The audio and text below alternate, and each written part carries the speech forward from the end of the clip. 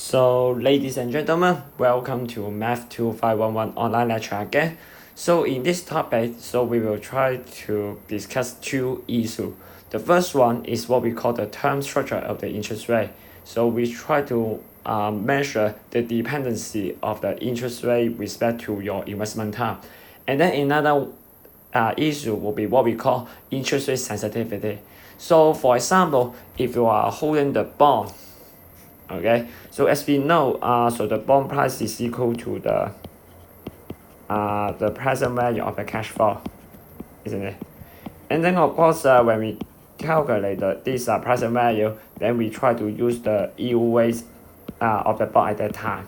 Okay, but as we know, so this interest rate may change in future. So of course, when there's a change in interest rate, then it will also affect the yield weight of the bond. So as a result, so the bond price will go up and down. Okay, and then so what we are interested to do is, so we will try to measure how does the bond price change with respect to the interest rate. Then this one will be what we call interest rate sensitivity. So then in this topic, so we'll try to discuss these two issues in a greater detail and try to see, so how do we do that mathematically. Now, so first of all, let us start with the term structure of the interest rate. So to motivate this concept, so let us just consider the investment problem that we studied a lot before. So let's say at the time 0, so you invest a certain amount X in some investment fund. And then let's say you keep this money into the fund for a certain period of time, let's say 10 years. And then of course, what we are interested to know is, so I want to know how much do I get in future. Okay, and then of course this value will be equal to the future value of S. Okay, then to calculate this, then we will what? Try to assume the interest rate earned by the fund, okay, over this period, right? Okay, and then quite often, so what we assume is, so we assume that it earns certain, let's say compound interest at some interest rate. Okay, so let's say annual effective interest rate, for example. Okay, then equal to I. And then here, at that time, so we will try to assume this I to be independent of T. So what it means is, so let's say if you invest the money for 1 year or invest the money for 2 years, then the interest that you earn is always equal to I. Okay, so there's no difference here. Now, but of course, definitely, so this assumption is just try to simplify our calculation. But in general, actually, this interest rate may not necessary to be constant if you choose different investment period. So in fact, in general, so the interest rate that you earn over an investment period actually will depends on the length of your investment horizon. Okay, so to give you some example about that, so let's suppose I have some money, and quite often you will put the money into the saving account, right? Now, but of course, if you just put the money into the saving account, definitely you cannot earn that much interest, especially nowadays the interest. So the interest rate in the saving account is almost close to 0. And then here, if you want to earn more, then you will try to put the money into the saving account for the what we call the time deposit. So what it means is, so you will keep the money for a certain period of time, and during this period, so you cannot do any additional deposit or withdraw that money. Okay, so you have to wait until the end. So and then let's say, okay, if you are willing to keep the money in the account for a certain period of time without doing anything, so actually, so the bank is willing to offer a higher interest rate. Okay, so depending on the term that you choose, so actually the interest rate that the bank offer will be different. So for example here, so this is the data that I called from HSBC in 2018. So you can see, if you invest the money, let's say for a short period of time, so the interest rate is very small. But if you are willing to keep the money for a longer period of time, then they will offer you a higher interest rate. So here, all these interest rates are in forms of the anyway. Okay, so that means here, so the interest that you earn actually will depends on the term that you choose. Okay, so that is one example. And then another example, it will be what? So let's say if you try to invest the money into the bond. Okay, now and then of course by investing into the bond, then you will earn some interest from that, right? Okay, and then this interest will be measured by the yield rate. Okay, now and then here so for example, okay, so if you consider the US Treasury bond, okay, so which is the bond issued by the government, so here you can see that, so let's say if you will try to buy the short-term bond, so meaning that you keep the money for a shorter period of time, then here then the yield rate of the bond will usually shorter. But if you are willing to buy a long-term bond, okay, so let's say 10 year or 30 year, okay, then you can see, so the money that you earn, okay, sorry, the interest that you are going to earn will be much larger.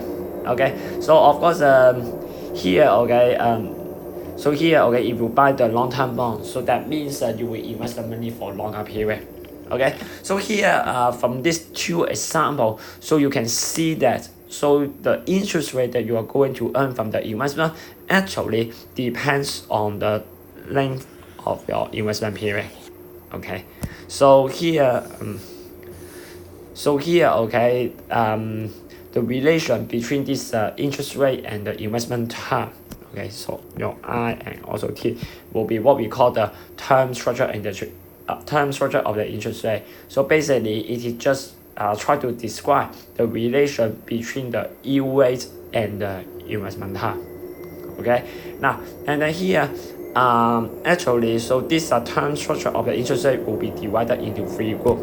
Okay, so according to our earlier example, so we can see, so this interest rate, this interest rate that you earn is increasing with respect to the investment term. Okay, so which is typically that you observe in the real life. So it is simply because if you choose a longer investment period, so that means you will keep the money in the account for longer period. So of course in order to attract the investor to do a such long-term investment, so definitely this interest rate must be high. So that's in general, so this interest rate will be increased in respect to T in most of the cases.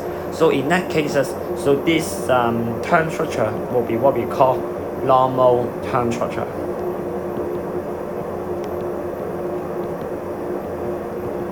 Okay, so which is the case that the interest rate is increasing with respect to T.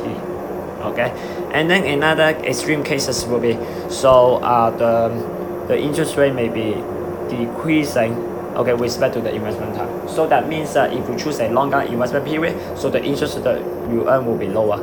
So in that cases, so this term structure will be what we call inverted term structure. Okay, so which is rarely happen in real life. Okay, but it doesn't mean that it doesn't happen. Okay, so I will try to explain why you have that later on. Okay, now and then the third cases will be our ideal case, that is your interest rate is constant, okay, with respect to your investment time. So that means your time structure will appear, the curve, okay, will be a kind of a horizontal line. So then in that cases, then that will correspond to fat term structure. Okay, so which is the assumption that we always use, okay, in the earlier chapter. So that means your interest rate is independent of the investment time. Okay, so here then this is basically the three major types of term structure. Okay, now so here then this is just some basic terminology. Okay, now but the next question here is, so far, so we just define this term structure of the interest rate in this layman fashion. Now then the question here is, so how do we define this term structure of the interest rate mathematically? So more precisely, so let's say, okay, if you are willing to invest the money for T year, then the question is, so how do we measure the interest rate that I'm going to earn from T year investment? Okay, so what kind of market data that we can use, okay, to measure this?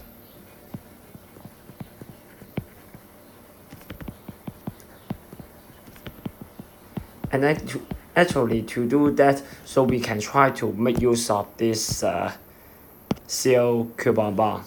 Okay, now so just recall what is that. So in topic 4, so we learn about bond, right? Okay, so here remember in topic 4, so we focus on this short-term bond, which is a bond that you will receive a series of coupon payment,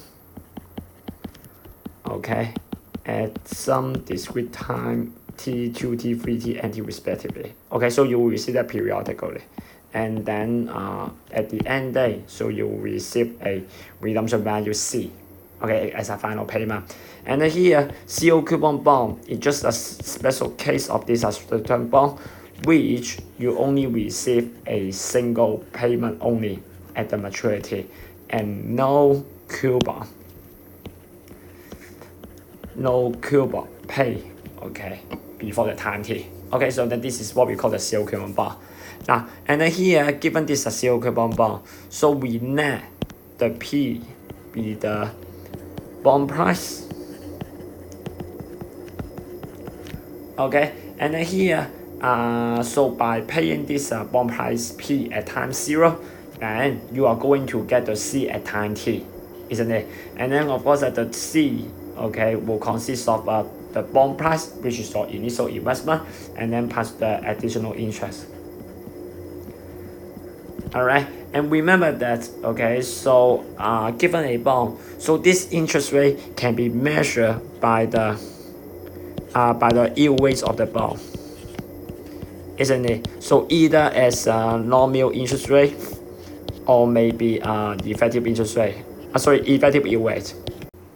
And then here you can see that investing into this T-year CO coupon bond, it just say you invest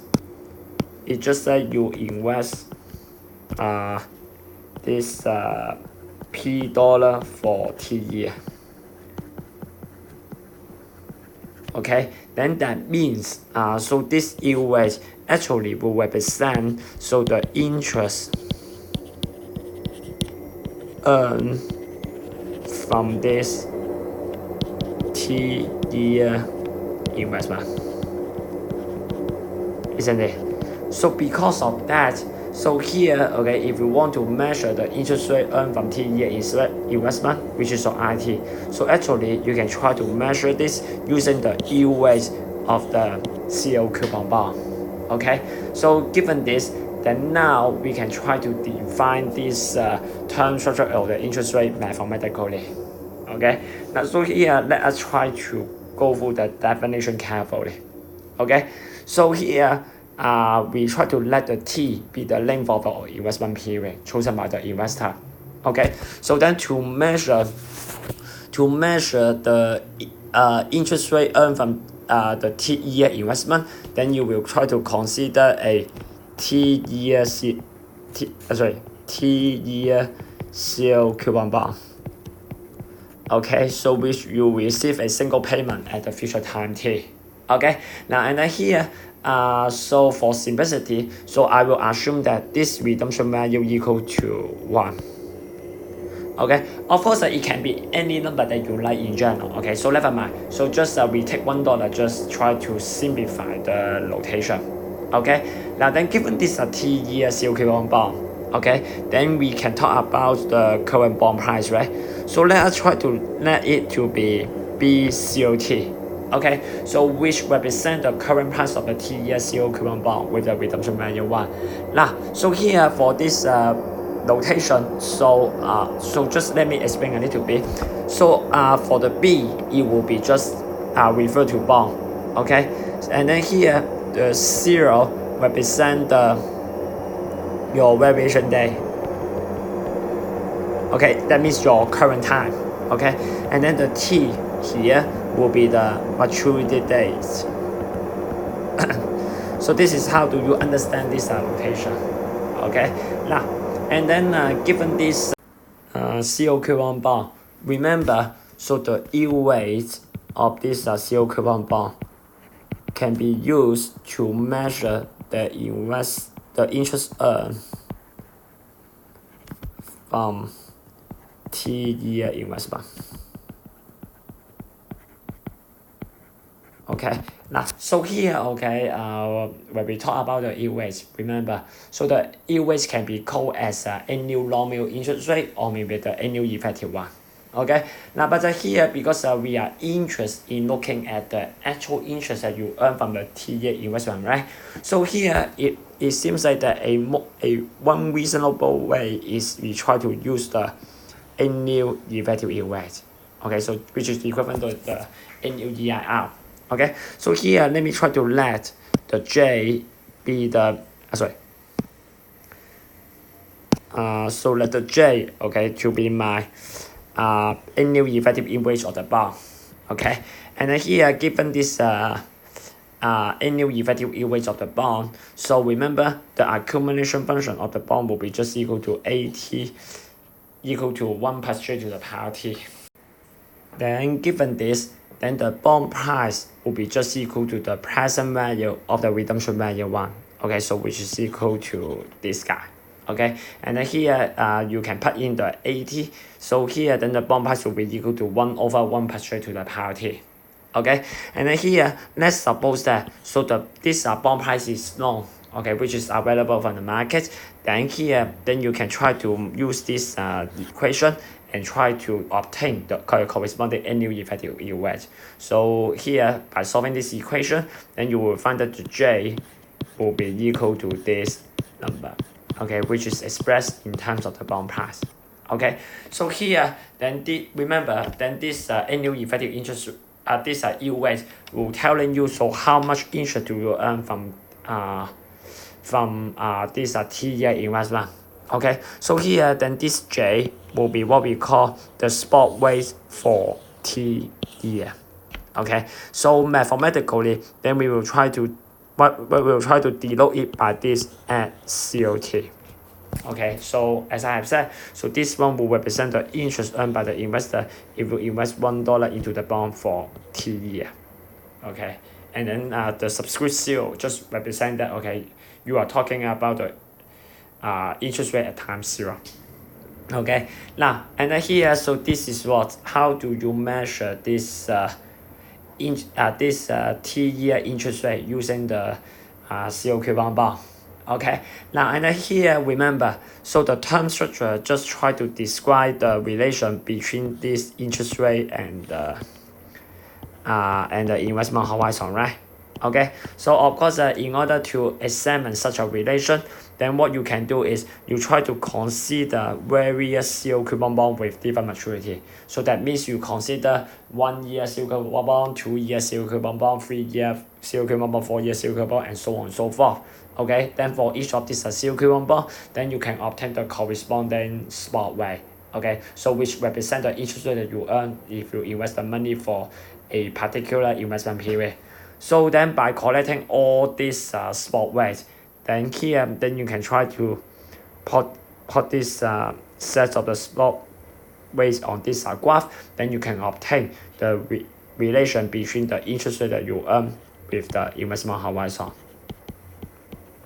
Okay, so here then this is how do we define this term structure of the interest rate mathematically.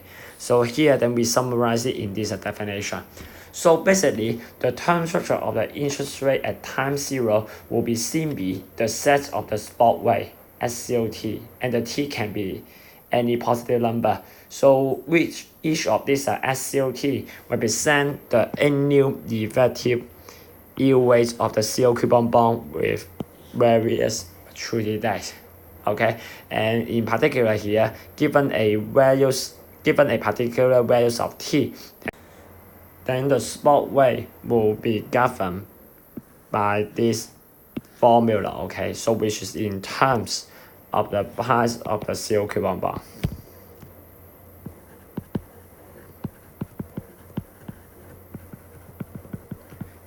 Yeah, CO coupon bond. Okay, and this CO coupon bond will have the redemption value 1. Okay, so here that this is just the mathematical definition of this term structure of the interest rate. So which is using the yield weights of the COQ1 bond. Okay, now and then here let me just try to highlight some remark regarding this notation. Okay, so the first one will be the first remark will be about the prediction of this term structure.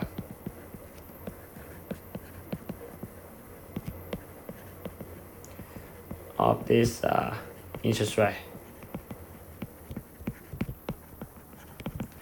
Okay, so according to the definition here, so the spot rate will be determined by the market price of the COQ1 bond. Okay, and more precisely, so we will try to estimate this spot rate using the market price of the default fee COQ1 bond. Okay, so what does it mean? So that means by holding this bond, so you will receive this redemption value for sure with 100% probability.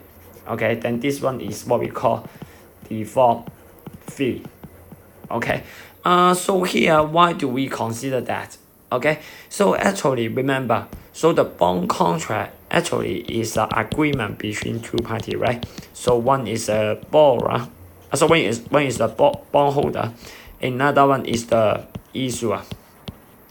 Okay, so remember, initially, so the bondholder pays certain price to the issuer and get the bond, right? And then by holding this bond contract, so the issuer has the obligation to make series of payment to the bondholder in future, so including the coupon and the redemption value, right?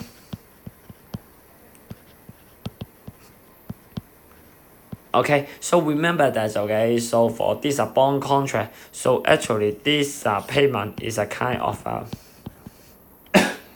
repayment from the issuer, isn't it? Now, of course, here, if the issuer has a lot of money, definitely he has no trouble in making this repayment. But of course, in some cases, so let's say if this issuer is just a company and suddenly his business is not running good, then actually it may happen that he may not able to make this payment to the bondholder. So that means in future, so there is a possibility that this bondholder may not necessarily receive the full payment that is specified in the contract.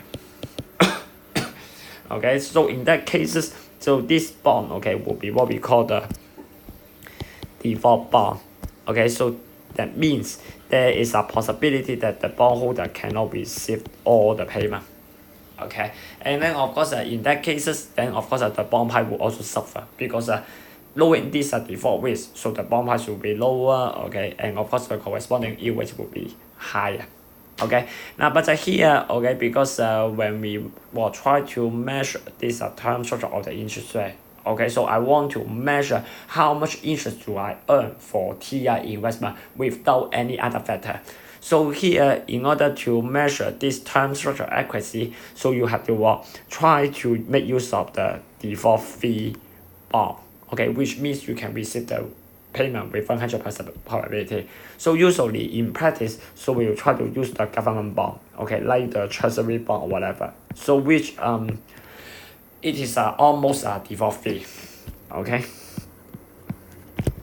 So then this is the first remark, and then of course, so because this spot rate is measured by the yield weight of the bond, and remember, so the yield weight of the bond will be affected but will be depends on the bond price, right? Isn't it? And then of course this bond price may change over time. Okay, so when there is any change in the interest rate, okay, and then when there is a change in the bond price and leading to the change in the yield rate, then this bond rate will also change. So that means here, just like the yield rate, so actually this term structure of the interest rate will change over time. Okay, so depending on the market situation, so it can go up, it can go down. Okay, so here then this is the first remark about this term structure of the interest rate. And then another important remark, okay, will be about the quotation of this term structure of the interest rate. Okay, now and then here remember, so when we define the term structure of the interest rate, and we determine the spot rate by the yield rate of the zero coupon bond, right?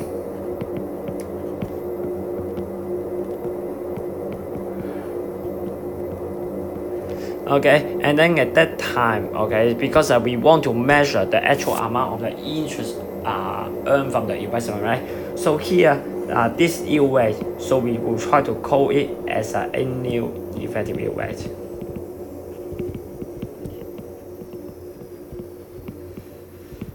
Okay, now but as we know, okay, so actually there are two ways to call this yield rate of the bond. Okay, of course, one is the annual effective yield rate. Another one will be what? The annual nominal yield rate. Okay, so which is what denoted by this IM, and here the M will be what? Your coupon frequency. Okay, of the bond. Okay, so remember that, okay, so there is a relation between this annual effective yield rate and the annual nominal yield rate, right? Okay, so then the J is equal to 1 plus IM over M to the power M minus 1. Okay, so here, okay, then this is this is the relation between the annual effective yield rate and the annual nominal yield rate. And then here, given that, okay, you have this annual effective yield rate, then you can use this equation and obtain the corresponding values of the annual nominal yield rate. Okay, now but here then we will run into one embarrassing situation. That is, if you want to get the annual nominal yield rate from this equation, then you need to specify the values of M. Now, and then remember, when we define this annual nominal yield rate, so this M actually specify the coupon frequency of the bond. But the trouble here is, so here, this is a zero coupon bond, right?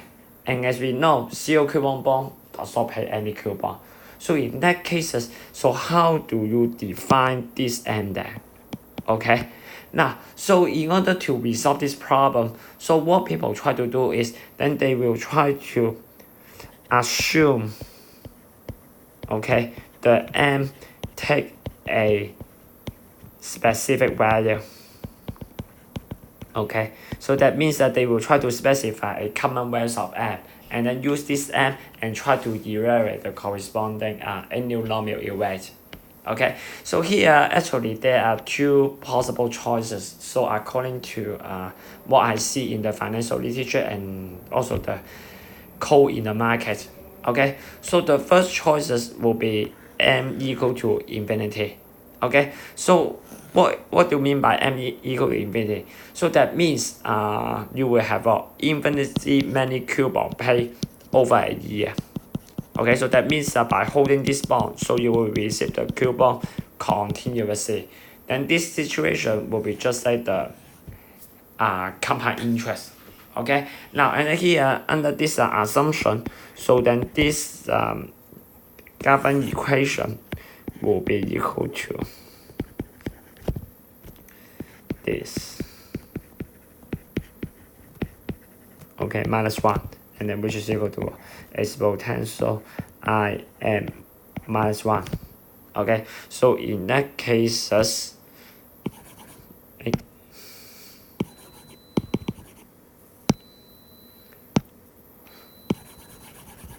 which is equal to I m equal to natural log 1 plus j. Okay, so then this is one way, okay, to get your annual nominal yield rate. Okay, now but sometimes, okay, so people may not love compound interest, okay, because it is rarely happen in real life. So another choice, okay, so which is commonly used in the real market will be they take M equal to 2. Okay, so why they take M equal to 2 that? Actually, the reason here is because because in many coupon bond in US, so actually the coupon will be paid semi-annually. Okay, so which means that they will pay the coupon every 6 months.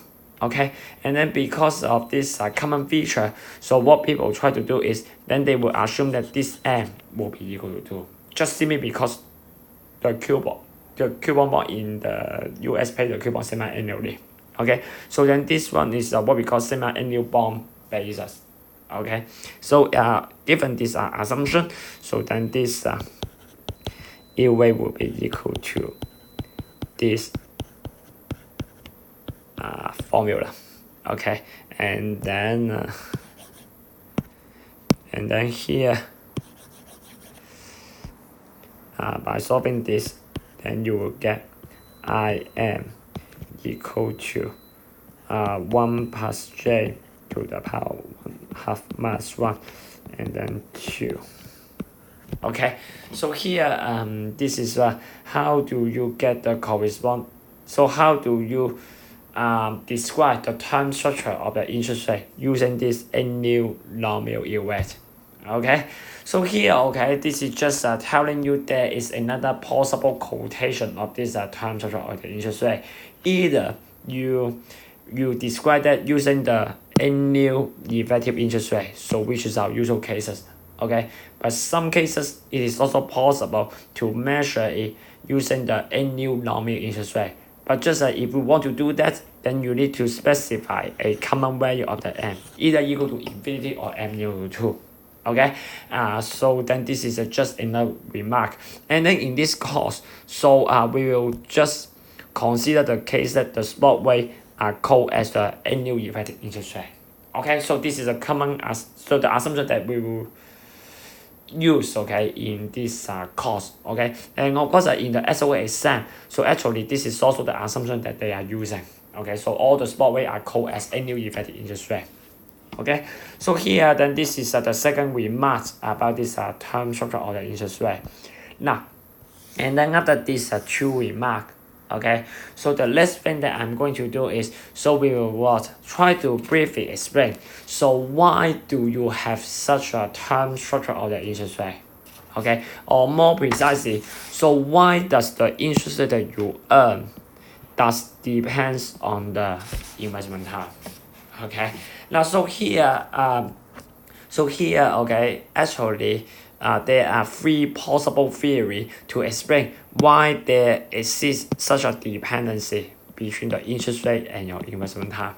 Okay, so here in this session, so we will try to introduce these three theory that explain that.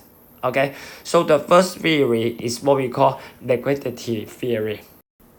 So to motivate this concept, so let's suppose we got an investor. Okay, and then he want to invest the money into some bond. Okay, so meaning that he want to do the bond investment. Okay, and then let's suppose he can choose to invest into one of these bonds.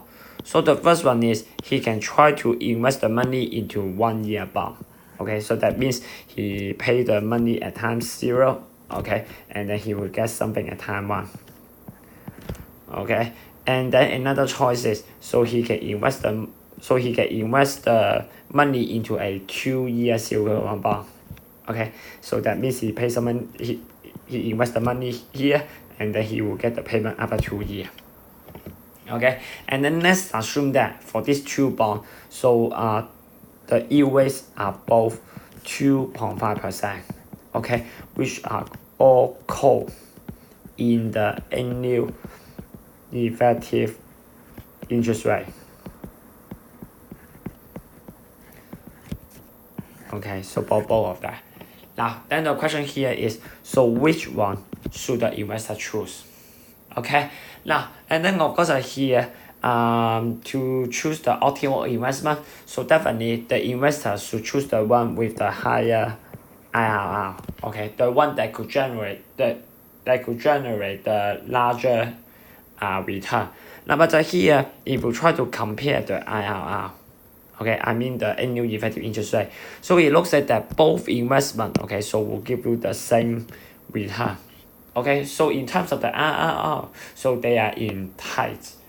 Now, and then here, I would say the only difference between these two investment is, so for the first investment, so you just need to invest the money for 1 year.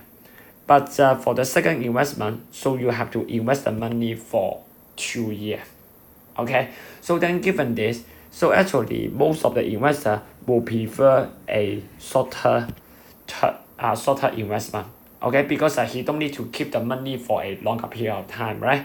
And also it will provide a more flexibility to the investor, because after 1 year, depending on what he observed in the market, so actually he can try to use the money that he get and to do some other thing else. Okay, whenever he use that to do other business, or maybe he invest the money into some other investment, okay, with a higher return. So then because of this, so if you have two zero coupon bond with different term but with the same annual effective interest rate, then the investor in the market will all prefer the bond with a shorter term. Okay, so that means all people will buy this 1 year zero coupon bond. Okay, now then what will happen then? Now, so in that cases, then the demand of this 2 year bond will be lower, right? Isn't it? Because no one buy it. Now, and then remember in economy, so when the demand of a product is lower, then what happened to the price? Okay, then of course the corresponding bond price will be lower, right? Now, and then here, if the bond price is decreased, so what happened to the yield rate? So remember, yield rate is decreased with respect to the bond price. So, okay, so which is somehow like this. Okay, so the bond price is decreasing. Okay, with respect to the yield rate. Okay, now and then here, when the bond price decrease, okay, so that means the yield rate will be increased, right? Okay, so in that cases, so the supply and demand, okay, will try to increase this yield rate of the 2 year bond. Okay, so maybe it will increase to something higher. Okay, in order that so it will keep on increasing until the investor will start to move to the 2 year bond again. Okay, so here, okay, then in market equilibrium, so the yield rate of a 2 year bond, okay, will be higher than what? Higher than the yield rate of the 1 year bond. And then remember here in this example, so the yield rate of the 1 year bond represent what? Represent 1 year spot rate. So which is a 2.5% here in this example. Okay, and on the other hand, so the yield rate of the 2 year silver bond, so actually it will represent what? 2 year spot rate, isn't it? Okay, and then under the market equilibrium, so so then this spot rate will be what? Higher than that of the 1 year spot rate. Okay, due to this investor preferences. Okay, so here, okay, because of this, so it seems like that's okay, so the spot rate will be increasing respect to the investor term, in the sense that so the investor will demand a higher interest rate for longer term investment. Okay, so this case, okay, the dependency between this spot rate and the investment term. And then actually, so this is what the liquidity theory is about. Okay, so basically it says that so when the interest rate is constant, so all the investor will prefer the short-term investment. Okay, to gain the larger flexibility. Okay, so when your interest rate is constant. Okay, which is independent to the investment time. Okay, so that's the best way. So that's the investor will demand a larger return for long-term investment. Okay, so then this is what we call liquidity theory. Okay, which is one of the theory that explain this time structure of the interest rate. Okay, now and here let us try to consider the second theory. Okay, so the second theory that could also explain the time structure of the interest rate will be what we call expectation theory. So here, this expectation means actually will refers to the investor expectation on the future interest rate movement. Okay, now so as we know, so the interest rate may fluctuate in future. Okay, and of course when the investor do the investment, okay, especially for the long-term investment, so what they will also do is they will try to do some forecast on the future movement of the interest rate in order to predict so how much interest do I earn in future, right? Okay, and in fact, so this expectation, this prediction actually will also affect the time structure of the interest rate. Okay, now so here in order to see that in a more concrete way, okay, so let us consider this investment problem. Okay, so here let's assume so I got the investor. Okay, so he want to do a 2-year investment. Okay, so invest the money for 2 years. Okay, and then here let's suppose he can choose to adopt one of these two strategies, strategy 1 and strategy 2. Okay, so here for the strategy number 1. Okay, so what he can do is he can try to invest the money into a 2-year yield coupon bond. Okay, so with the annual effective yield rate 2.5%. Okay, so that means here, so he will invest the money, but invest the money here. Okay, and then after 2 years, invest the money into 2-year yield coupon bond. Okay, and then in future, so he will receive this redemption value.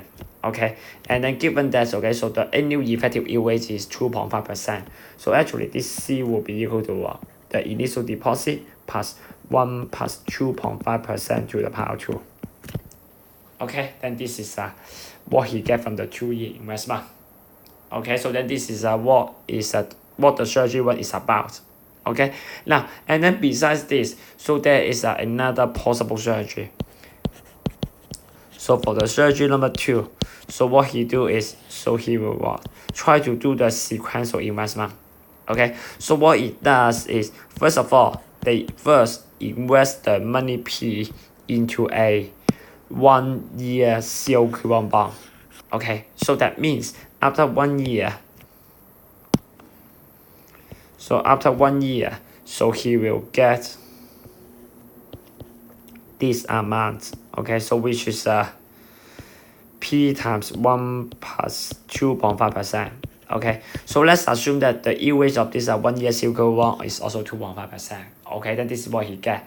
And then here, after he receive this money for at time 1, so what he do is, so he will invest the money into the saving account again for another 1 year.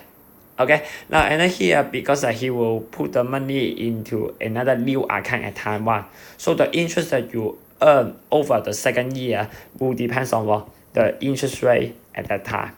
Okay, so let's assume that, so this okay, so the annual EIR over the second year is this R12. Okay, so let's say this is the annual EIR over the second year. So that means at time 2, so what you get will be your initial deposit at time 1 times 1 plus R12. Okay, so then this is what he get, okay, by doing this sequential investment. Okay, and here one special thing here is, so this investment outcome is not fixed.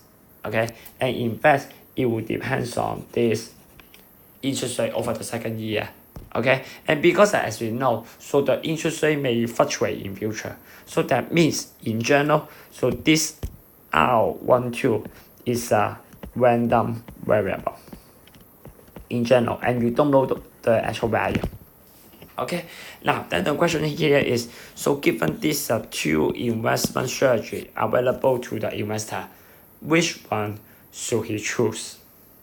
So to choose the best strategy, okay, then of course what the investor try to do is, then they will try to guess, so what will be the interest rate in the second year. Okay, try to guess it. Okay, and then of course depending on their guess, so then they will have different investment choices. Okay, and let's suppose, okay, so he think that, so this interest rate, okay, is larger than 2.5. Okay, so let's say 3%, for example. Okay, so that means the interest rate is higher in the second year. Okay, then of course here in that cases, so he will choose the second investment, isn't it? Now, and then of course, if they think that, so this interest rate will be lower in the second year, so let's say from 2.5 it dropped to 2%, for example. Okay, so in that cases, then you will choose the first investor. Okay, so here the investor choices will depend on his guess on the future interest rate move. Okay, so in particular, if interest rate is likely to go up, then you will choose the second one. Otherwise, if they think that the interest rate is going down, then he will choose the first one. Okay, now and then here actually this prediction, okay, definitely will affect the investment choice, and of course it will also affect the supply and demand of this 1 year bond and 2 year bond. Okay, so here let's suppose, the markets believe that, so the interest rate is likely to go down. Okay, let's say 2%. Okay, now so in that cases, then all the investor will prefer the first investment, right? Okay, so that means they will all try to buy this 2-year CQR bond. Okay, now then what happened there? Now so that means the demand of this 2-year bond will be getting higher, right? Now so consequently, it will imply that the corresponding bond price of this 2-year bond will be higher. Then if the bond price is higher, what can you say about the AUA? So remember, when the bond price increase, so that means you need to pay more to buy the same bond. So of course the yield rate will be lower.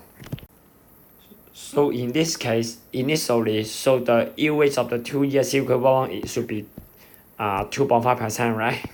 Okay, so then given this, so the yield rate will be start to decrease. So that means so in market equilibrium, so then this yield rate will be something like less than 2.5%. Okay, and then here remember that okay, so the this 2-year yield, the yield rate of this 2-year silver bond represent the 2-year spot rate, right? Isn't it? So that means that there will be something less than 2.5%. Okay, and then for the 1-year spot rate will be 2.5%. Okay, so that means here, if they think that the interest rate is going down in future, so actually the spot rate of the longer term will be less than that for the short term bond. So that means you will have a inverted term structure. Okay, now so here then this is the first cases. Okay, and of course another cases will be, so let's say the whole market believe that the interest rate is likely to go up. So let's say raising to 3%. Okay, now so in that cases, then the story will be opposite, isn't it? Because instead of choosing the strategy one, so now so all the investor will just go to the second strategy. Okay, because the second strategy is much better, right? Okay, so in that cases, so that means, so all the investor will just try to do the investment for 1 year first. So meaning that they will all buy this 1-year silver bond. Okay, so in that cases, so then we apply the same argument. So then the demand of this 1 year silver bond increase, and then as a consequence, bond price increase, right? So that it will impact the yield rate of this bond decrease. Okay, so that means that under the market equilibrium, so then this yield rate will be getting smaller. So let's say 2.3%, 2.2 or 2.1. Okay, it will getting lower until the market equilibrium is reached. Okay, so as a result, so then the corresponding 1 year yield rate will be something lower. Okay, so let's say maybe 2.3%, and then 2 years spot rate will be 2.5. So that means the spot rate for the longer term investment will be higher than that for the short term investment. Okay, so that you have a normal term structure. Okay, so here, okay, then so from this example, so we observe that actually the investor prediction on the future interest rate movement actually will also case this term structure of the interest rate. So just summing up, so if they think that the interest rate is going down in future, okay, and the spot rate for the long-term investment will be lower than the short-term investment, so that you have the inverted term structure. Okay, and on the other hand, if the market believe that the interest rate is likely to go up in future, okay, then the spot rate will be increasing with respect to the investment time. Okay, so whenever which cases, so you will have this term structure. Okay, so here then this is what we call the expectation theory, just another theory that explains the existence of such a term structure. Okay, and then the last theory, so will be what we call market segmentation theory. Okay, so here actually it just says that, okay, so in a market, so you have different bonds with different maturity. Okay, so let's say, okay, you have you will have the short-term bond, okay, so which the maturity will be just 3 months, 6 months, or 1 year. Okay, and of course you can also have the middle term bond. Okay, so let's say a 2-year bond, 3-year bond, 5-year bond, okay, or maybe a long-term bond.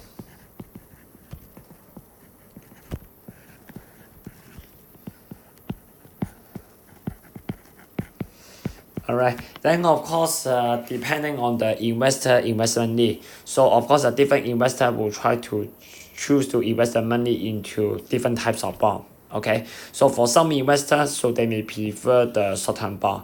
Okay, and for some investor, for example the pension fund. Okay,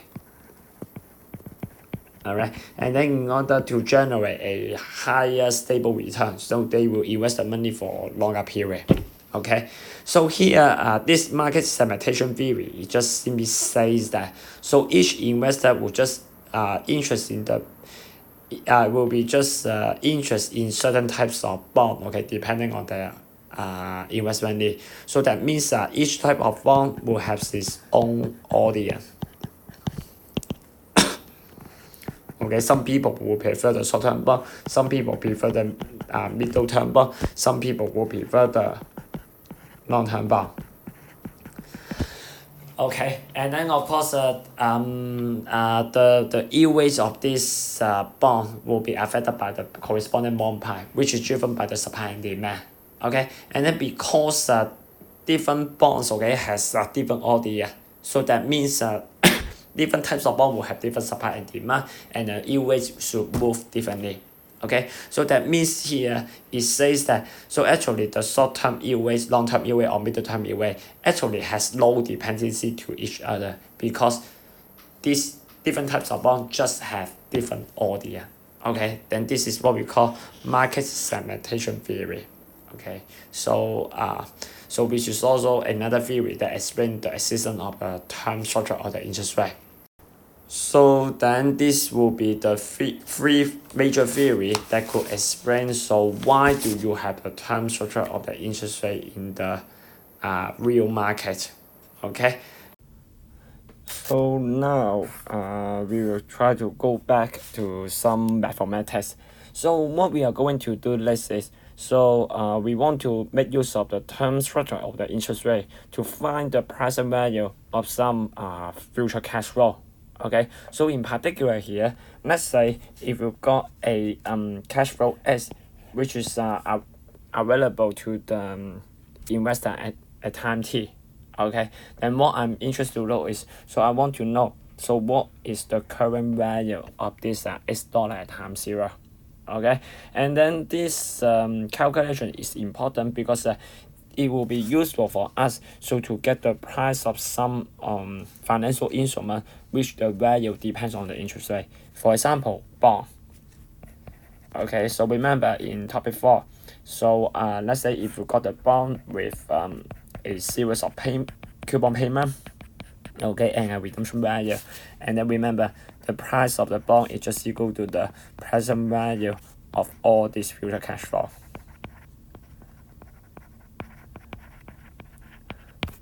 Okay, and then because in some cases, we want to find the bond price, so that's why we want to study this important issue. Okay, now so here then how do we get this present value using the term structure of the interest rate? Okay, now so here let us try to formulate the problem a little bit. Okay, now so here our goal is, we want to find the present value of $X at time 0. Okay, so remember in topic 1, how do we define this present value? So remember the present value is just defined as what? It just defined as the money that the investor need to pay at time 0 in order to get $X at time T. Okay, so here in order to get this dollar amount Z, then what you need to do is you try to investigate, what kind of action that the investor can do in order to get this $X. Okay, and then here the easiest way of doing that is, he can try to buy X unit of the zero coupon bond with the maturity date T and the redemption value 1, isn't it? So remember, for this zero coupon bond, it will pay you $1 at time T, right? Okay, and no coupon is paid. Okay, and then here if you want to get $X at time T, so what you need to do is just to buy X unit of this bond. Okay, so that at time T, then you are going to receive $X, isn't it? So then here, this is what the investor can do in order to get this $X. Okay, so here then given this, then you can now try. Then here, the present value of this $X will be just simply the amount that required for this action. Okay, and here because you just need to buy X unit of the bond, right? So that's here then the cost will be just equal to X unit of this zero coupon bond.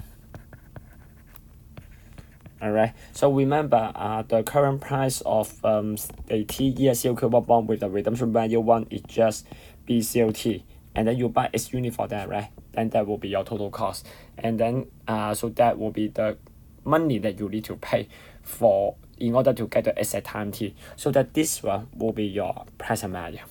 Okay, so here using this zero coupon bond, the price of the zero coupon bond, so you can find the present value easily. Okay, and then here remember, so the price of the zero coupon bond can be expressed as using the spot rate, right? So which is equal to this, isn't it? So because of that, okay, so here then this present value can also be expressed using the spot rate. Okay, so which is the S, okay, divided by this number. Okay, so what is this number is about? Okay, so actually it is looks like kind of accumulation function. Actually it represents, so if you invest $1, okay, at time 0, okay, and then invest that for 10 years. Now remember, according to the definition of the spot rate, so if you do the investment for 10 years, then the interest rate that you are going to earn is SCOT, isn't it? Now remember, this is the annual effective interest rate, right? So that at time t, what you receive will be 1 plus SCOT to the power t, isn't it? So here, okay, actually this 1 plus SCOT to the power t is just a kind of accumulation function. Okay, so here, okay, then this present value is just what equal to the usual present value, okay, that you get in topic 1. Okay, and here, okay, so when you do the discounting, then you try to use the TES spot rate to do the job. Okay, so here, then this is how do we find the present value of the single cash flow which is available at time t. Okay, so basically you just simply take the usual discounting as we did in topic 1, except that so the interest rate that you choose should be the TES spot rate. Okay, now and then in general, so let's say if you have a series of cash, so if you have an instrument that will generate a series of cash flow C1, C2, Cn, okay, for example bond. So let's say, okay, you got the payment, you will got this payment at time t1, t2, tn respectively, and then to find the present value of all this cash flow at time 0, then what you need to do is very simple. So you just simply break down this payment into a series of single payment like that.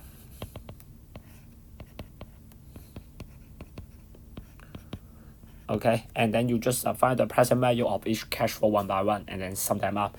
So let's say for the first one, okay, so that is the cash flow C1. You received it at time T1, right? So then the present value will be C1 divided by 1 plus S0 T1, okay, because you use the spot rate T1, right? Okay, so that will be the present value. And then for the second cash flow, okay, which you received at time T2, so the present value will be C2 divided by 1 plus S0 and then T2. Okay, so we use different spot rate. Okay, and then for the last one, so that will be what? Cn over 1 plus S0 Tn to the power Tn. Okay, and then here, then you try to sum them up. Okay, then that will be what? Your total present value. Okay, and of course here, due to the relation between the spot rate and the CO coupon bond, of course this summation can also, so this present value can also be expressed using the price of the CO coupon bond. Okay, so here this is basically how do you calculate the present value using the spot rate. Okay, now and here let us try to look at some example and have a very quick practice on this calculation. Okay, so here then this is the example number 1. Okay, so here in this table, so I show you various spot rate with different term. Okay, so again, all these rate here are all expressed as annual effective effective interest rate. Okay, now and here what I want you to do is, so I want you to do this term structure and try to get the value of these two financial instruments. So the first one will be the 3-year bond, okay, which the face value is 5,000. Okay, redemption value is 5,560. Okay, and then the annual coupon rate is 7%, payable semi-annually. So that means that the R is 7% divided by 2 equal to 3.5%. Okay, now and then so this is the first one, and then the second one will be a 3-year annuity deal, and the payment is made at the beginning of every 6 months. Okay, which the first payment will be made immediately today, and the amount will be 150 times K. Okay, so that means you have a long level payment. Okay, so here in this example, so I want you to use this term structure and get the value of these two things. Okay, now and then I would say it is, so actually the variation is just a kind of accounting exercise. Okay, so here let's say for A, okay, so we talk about a 3-year bond, and then you receive the coupon semi-annually, right?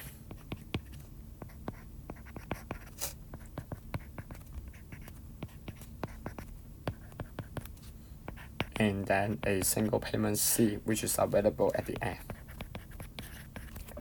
Okay, now and then here you can also calculate the RF as well. Okay, so which is equal to 3.5%. Okay, and then times the face value, which is equal to 175. And then here our goal is we want to find the bond price, okay, of this bond. So remember, bond price is just equal to the present value of all this cash flow. Okay, then remember to find this present value of this cash flow. So what you need to do is just simply try to separate all this payment, okay, into series of single payment, and then find the present value one by one. Okay, now for example, for the first coupon that you receive after 6 months, okay, then the present value will be 175, okay, which is your RF, and then divided by what? Divided by 1 plus, and then S0 0.5, okay, 0.5. Alright, so remember this is a 6-month rate, right? And then here the 6-month rate will be 1.5%. Okay, so here then you just take this to be 1.5.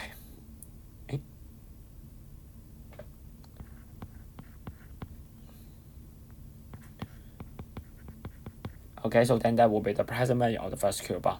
Okay, so similarly for the second one will be 175 divided by 1 plus S01, 1 year spot rate, and then to the power 1.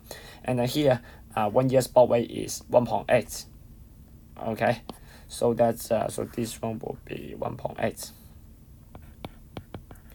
Okay, so here, okay, then you can just keep on doing this. Okay, so then you can find the present value of all this coupon.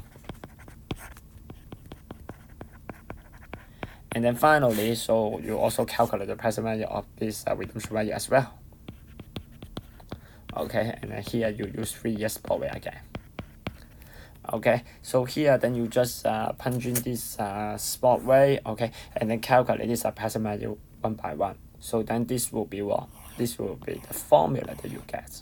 Okay, and then of course unfortunately here it looks like that, so we don't have any quick formula for calculating this summation, so you can only do this, okay, by the accountant. Just calculate each term one by one and add them up, so that here then you will find that the bond price will be, the total present value will be equal to $5,939, so which is what the current price of your bond. Okay, so here then this is how do you get the bond price using the term structure of the interest rate. Now and then here let us try to look at another one. So let's say this time you got a 3-year annuity deal.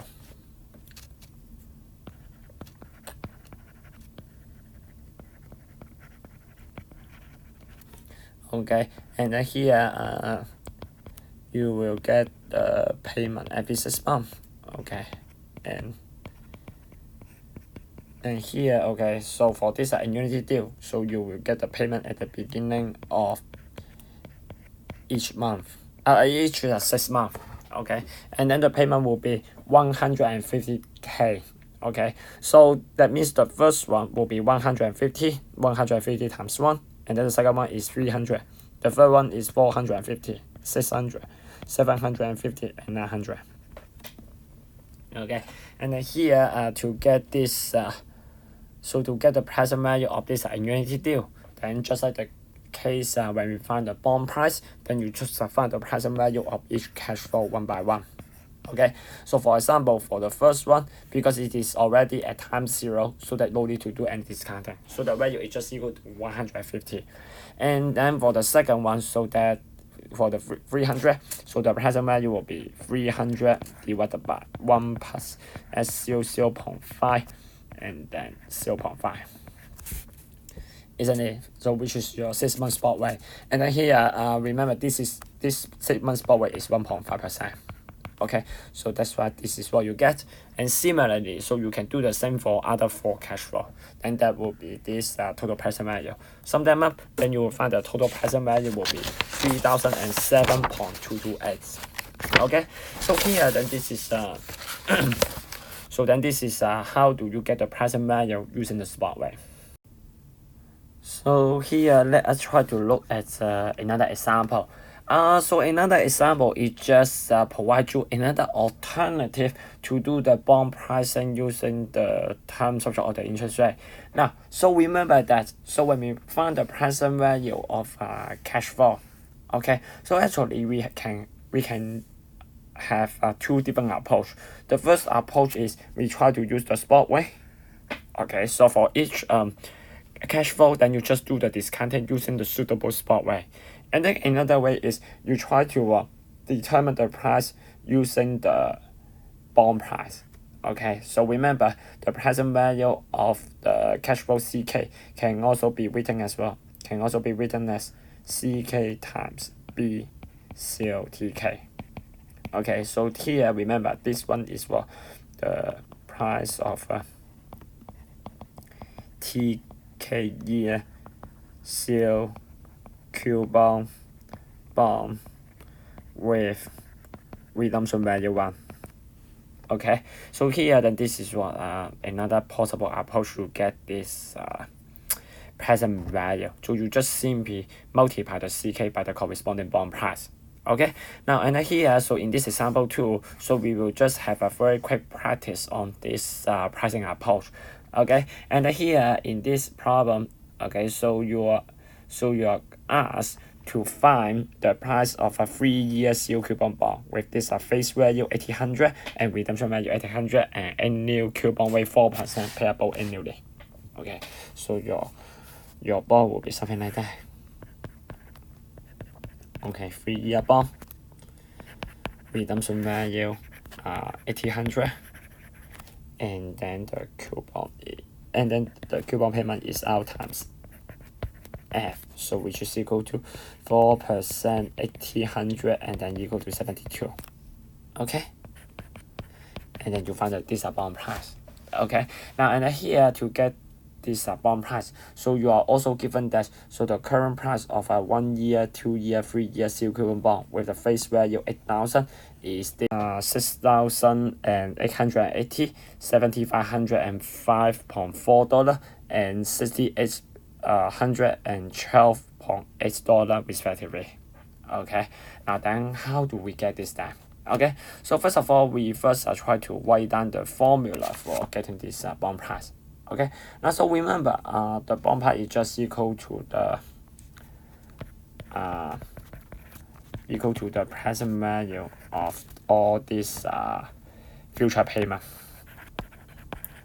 Okay, so remember, okay, using the bond price, so the present value of the first cash flow is just what equal to 72 multiplied by the bond price of 1-year CU coupon with the redemption value 1, right? And then for the second cash flow, okay, so the present value is 72 and then times the bond price of 2-year CU coupon bond with the redemption value 1. And finally, for the last one, so you have the present value is 100 plus 72 because you have 2 payments in total, and then multiplied by BCO3. Okay, and then here the only thing left is just to compute this. It's just to compute these 3 bond price. Okay, now so how do we get this down? Okay, now so here then we will try to make use of the prices. These are given information. Okay, and here what you are given is, so you are given the price of the free sale coupon bar. Okay, but just like here, please be careful. We cannot apply it directly to this formula because in this formula, so all this bond price has a redemption value 1, but in your given information, so the face value or the redemption value of this sale coupon bar is 8,000. So that here then you have to normalize it. Okay, so for example, let's say for the 1 year bond. Okay, so the face value is 8,000. Okay, and then the current price is 7,860. Okay, so here in order to get the BCL1, so what you do is you try to normalize it and try to make this redemption value become 1. Then the easiest way is just simply divide both by 8,000. Okay, so that you can see, so that here then this one will become a sale coupon bond, okay, with the redemption value 1, and then here the price of this bond will be this amount. Okay, so then that will be your BCL1. Okay, so then that will be 0.985. And then similarly for the BCL2 and BCL3, so basically you can do the similar normalization. Then you can get this BCL2 and BCL3 respectively. Now, and then given all this, then you can now just put that in, okay, in this final formula. Okay, then you can get your final present value, which is equal to 7,032.664. Okay, so here, okay, then this is how do you get the bond price using the price of the sale coupon bond. Okay, now so here then this is the example number 2. And now let us try to move on to another example, example 3. Now, so in this example 3, so we consider this scenario. So let's suppose a company has issued a 4-year bond at time 0. Okay, and here for this bond, so it has the face value 500. Okay, and here, okay, I guess I missed that. So we assume that the redemption value also equal to 500.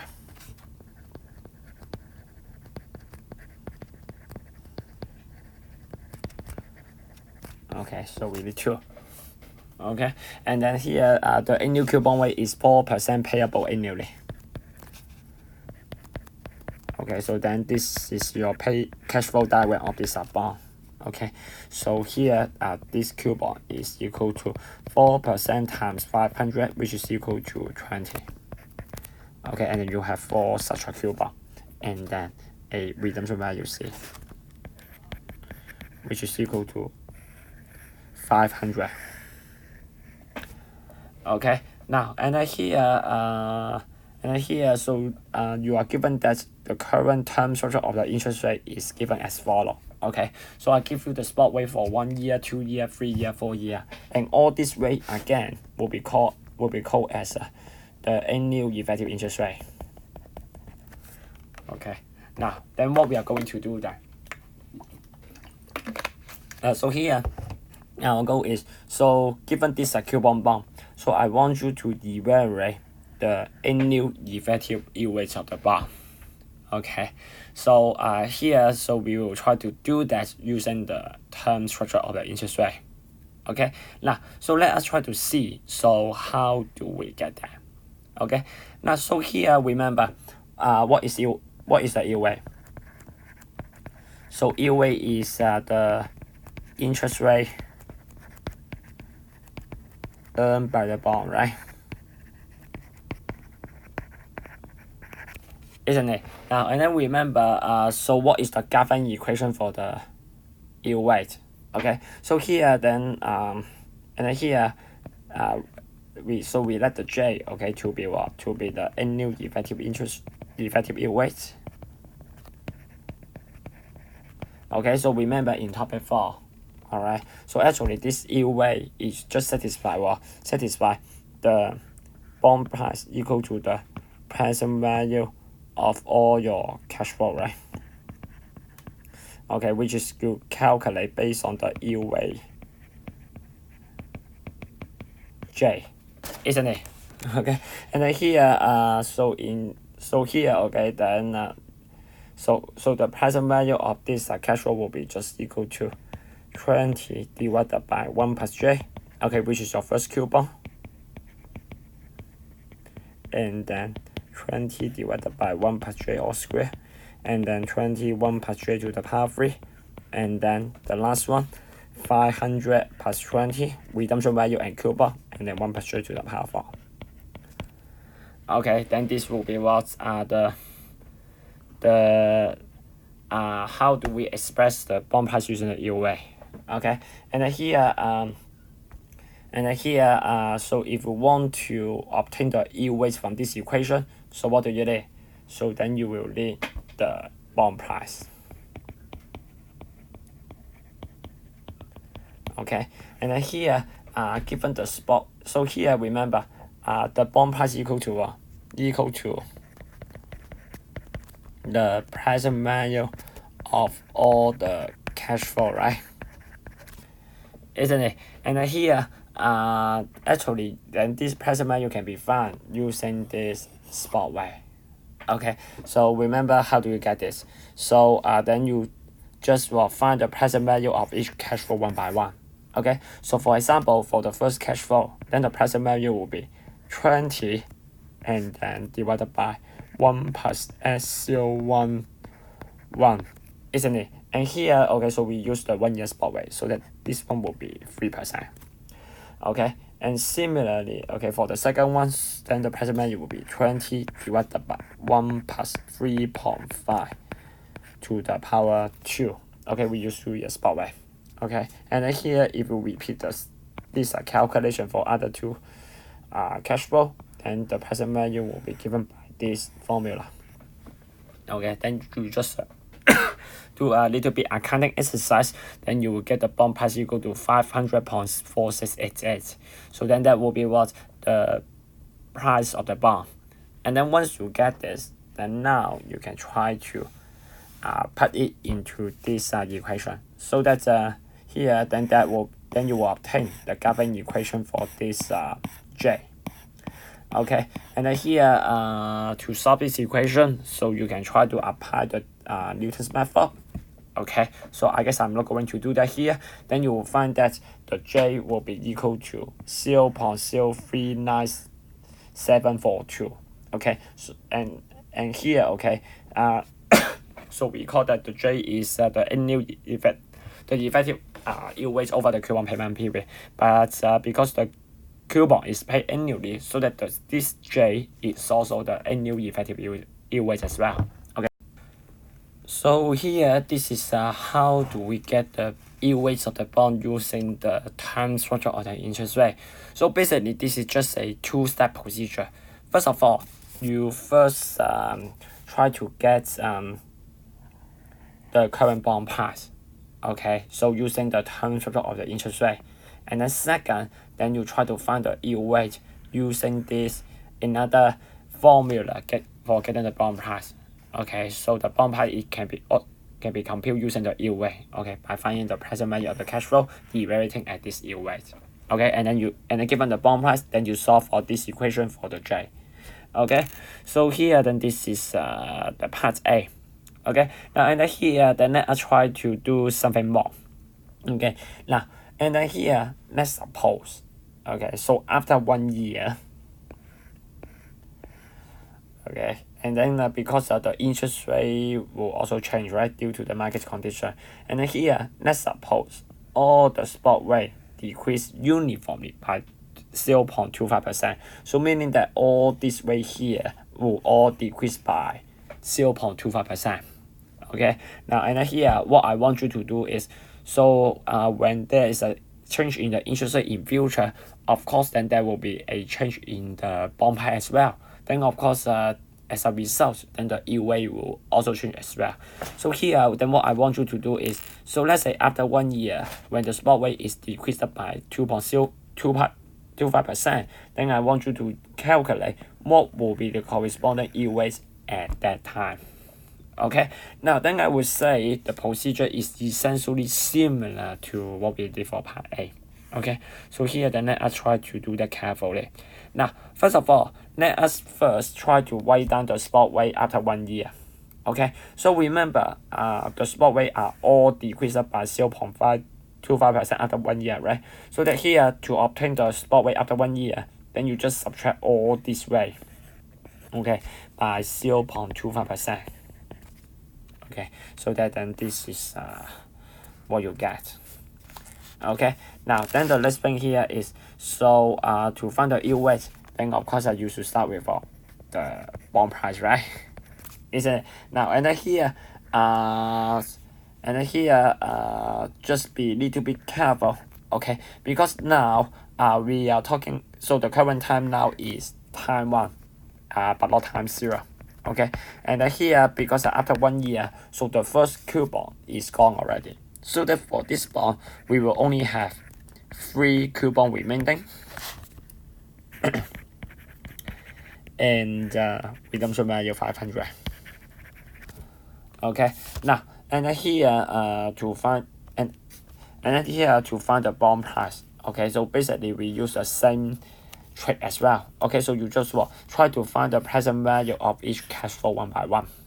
Okay, now so here let me try to let the P1 to be my bond price, and then to get the present value. So first of all, for the first coupon, okay, which is available at time 2, so then you take the present value. Now and then here just be careful on the choice of the spot rate.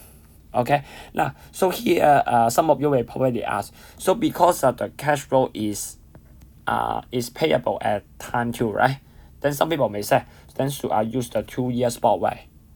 Now, then I will say the answer is no. Okay, the reason here is because here our current time now is time 1. Okay, and actually you will receive this cash flow within 1 year, isn't it? And then because of that, so the yield rate that you should take should be the 1 year spot rate. Okay, because it just take you 1 year to receive the next cash flow. So that here, then your spot rate, then your denominator should be 1 plus 2.75% to the power 1. Okay, not 3.25%. Okay, be careful. And then similarly for the second cash flow, so which you receive at time 3. And then because it takes 2 years to get it, right? So that here when you take the discounting, then you use 2 years spot rate. Okay, and then for the last cash flow, okay, the coupon plus the redemption value, and it takes you 3 years to get it, right? So that the present value will be 520 divided by 1 plus 3.55% to the power 3. Okay, so then that should be the correct formula for the present value. Okay, and then which is the bond price at time 1. Okay, so here just be careful, little bit careful on this technical issue. Okay, so when we try to determine which spot rate you should take, okay, so you should try to think about, so how much time do you need to receive this cash flow? Okay, I mean the length of this interval. Okay, and choose the correct spot rate. Okay, but not look at the time that this Canada day, okay, that you receive the payment. Okay, now so here then this is how do you get the bond price, and then once you get this bond price, then you can now try to find the yield rate. Okay, so remember the bond price can also be expressed based on the present value of the cash flow using the yield rate. And then here let's assume that the annual effective yield rate is J. Okay, so which is also the effective yield rate of the coupon payment period. So remember the present value can also be expressed using this formula. Okay, or maybe if you don't like that, that will be, you can write that as 20 and then A3 angle J and then plus 520 divided by 1 plus J to the power 3. So both approaches are perfectly fine. Okay, and then here, given this equation, then you can just solve it numerically using the Lucas method. Then you will get the yield rate become 3.3517%. Okay, so here this is just another example telling you, so let's say when you the spot rate change in future, okay, so how do you get the bond price or maybe the yield rate? Okay, so just 2 things, just again, okay, 2 things that you'll be careful. First of all, so you should use the spot rate code at that time, okay, but not the one at time 0, 1 thing. Second thing is, so when you choose the appropriate spot way to calculate the present value, so you should consider the time that you take to receive the cash flow. Okay, starting from the current time. Okay, so here then you have to be careful. Okay, on the current time that you are considering. Okay, so here then this is the example number 3. Okay, and then now let us try to move on to one more example. Okay, so which is a one more tricky example. All right, now and here in this example, okay, so our goal is, so I want you to try to find the bond price of a 3-year coupon bond with the face value 1100, redemption value 1200, annual coupon rate payable annually. Okay, so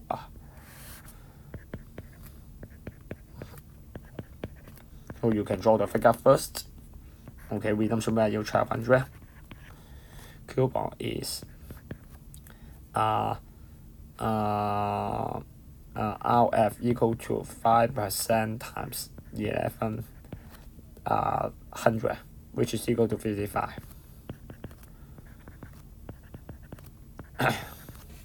Okay, then that is the 3-year bond that we are talking about. And then in this problem, so I want you to calculate the bond price of this bond.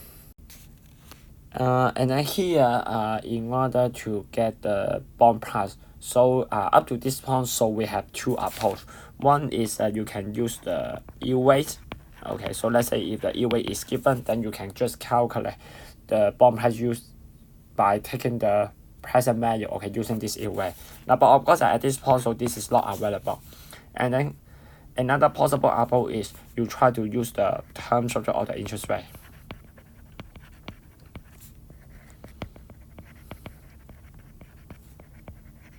Okay, so which is your the spot rate, right?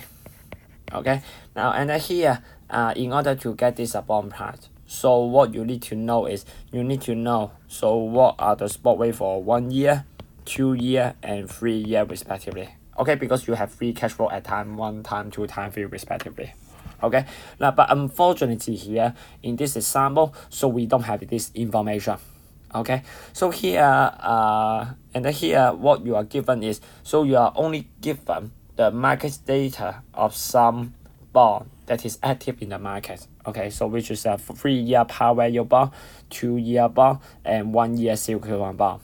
Okay, and then here, so I give you the configuration of all these bond of this 3 bond and also the price of it. And then in this example, so so what we are going to do is, so we will try to tell you, so how do you use this market data to recover the term structure of the interest rate.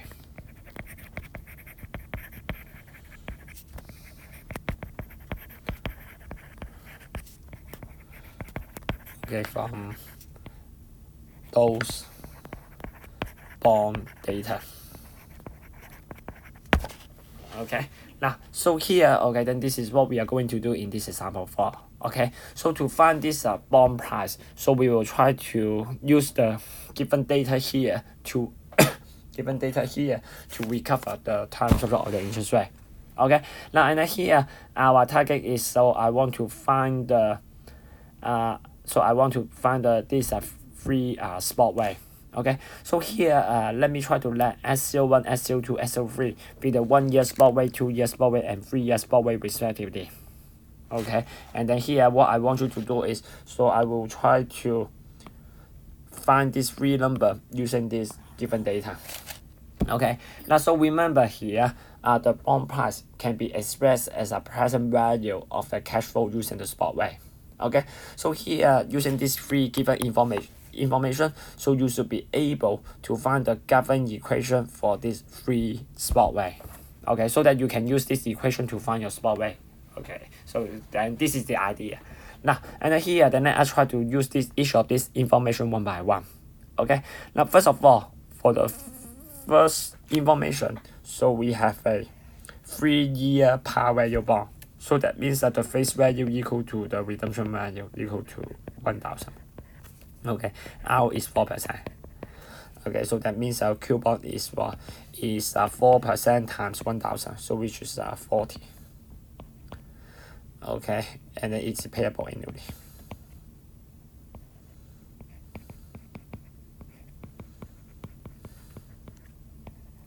Okay, and then the current price is 1007.116. Okay, now and then here, remember this bond price equal to the present value of this cash flow. Okay, so here then you can just find the present value of each of these cash flow, okay, using the corresponding spot rate. So let's say for the first one, so you use 1 year spot rate. For the second one, you use 2 years spot rate. For the third one, okay, which is some of these two, so you use 3 years spot rate. Okay, then that would be the present value of the cash flow, and then you just set it equal to the bond price. Okay, then you get the first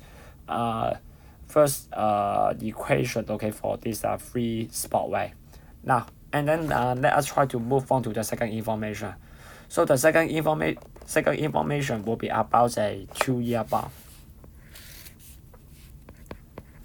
Okay, and then again, so it has a redemption value 1050. Okay, and then the coupon rate is 3% payable annually. So meaning that the coupon will be 3% times 1,000, which is 30, and then this one also 30 as well. Okay, and then again, so the price is 1051.285. Okay, so that here the present value of this payment will be equal to the bond price. Okay, so again, this one you use 1 year spot rate, second one you use 2 year spot rate. Okay, then you get the second equation for the this spot rate. And then lastly, so you also have a 1 year zero coupon bond. Okay, face value is 990. Okay, so then here, then the so that means, okay, so this is just a 1 year bond, no coupon payment, and then you just have a single payment, 990 at time 1. Okay, and the price is 967.3637. Okay, and then here the present value of this payment is just equal to this bond price. Okay, now and here by doing so, then you end up with 3 equations for 3 spot rate. Okay, then here, then you can just simply solve this 3 number one by one. Okay, and here so what you can do is you can solve the equation backward. Starting from the last equation, then you first get the SCO1, and then once you get the SCO1, put it into the second equation, then you get the 2 year spot rate. Okay, and then finally, so you put in the number that you get in equation 1, then you get 3 year spot rate. Okay, so here by doing this, then you can now recover the 3 important spot rate, and then after that, then now you can go back to our original bond pricing. Okay, so remember our goal is, so we want to find the price of this 3-year bond. Okay, redemption value is 1,200, coupon payment is 55, and then here the bond price will be equal to the present value of this cash flow, so which is equal to this. Okay, and then here then you just pick up the suitable choice of the 1 year rate, 2 year rate, 3 year rate. Okay, and then you can easily get the final answer. Okay, so I guess I'm not go through the calculation because it's just very straightforward, simple accounting exercise. Okay, so here, okay, then this is just one more example about the term structure of the interest rate, and perhaps our goal in this example is, so we want to teach you how do you recover the term structure of the interest rate using the market data of the bond. Okay, so basically you just use the fact that the bond price equal to the present value of the cash flow and try to set up the equation for your spot rate. Okay, let's say here 1, 2, 3. Okay, and then solve this equation and recover your spot rate. That's all. Okay, so here then this will be the example 4, and that's all about, so how do you use the term structure of the interest rate to find the present value of the cash flow. Okay, now Then here, then the next concept that we are going to discuss will be what we call the forward rate. Okay, now and then to motivate the concept of this, so let us consider this scenario. Now, so let's suppose you are running a company. Okay, and then at time 0, so you come up some big project. Okay, and you decide to execute it at time T1. Okay, now but this project will require some cost, let's say L. Okay, now and then of course let's say if the company does not have enough cash, then of course what he can do is then he need to borrow this amount at time T1. Okay, and try to repay that at some future time.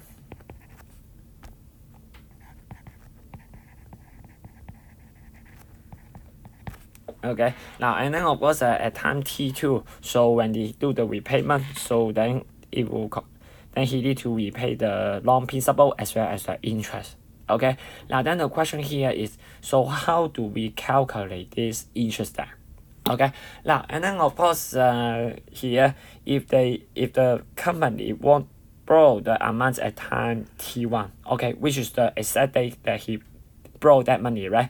Then of course here when calculate the interest charge over this period, then you should use the interest rate coded at time T1, right? Isn't it? Now, but the problem here is, now remember this T1 is a kind of future time. Alright, so here that means because the interest rate will oscillate in future, so that means here at time 0, actually you don't have any idea about the actual interest code at time T1. Of course, if this interest rate is no, definitely everyone will be happy, right? Okay, so that you don't need to pay that much interest. On the other hand, if this interest is large, okay, let's say increase in future, then of course the company need to pay more. Okay, so in that cases, so this will give the uncertainty on the interest that the borrower need to pay for this loan. Okay, and of course here as a company, definitely he need to try to control the cost, okay, and try to minimize such an uncertainty. Now then the question here is, so is there any way for he, okay, to try to eliminate this future rate uncertainty? Then of course one way of doing that is, what he can do is he just approach to the lender at time 0.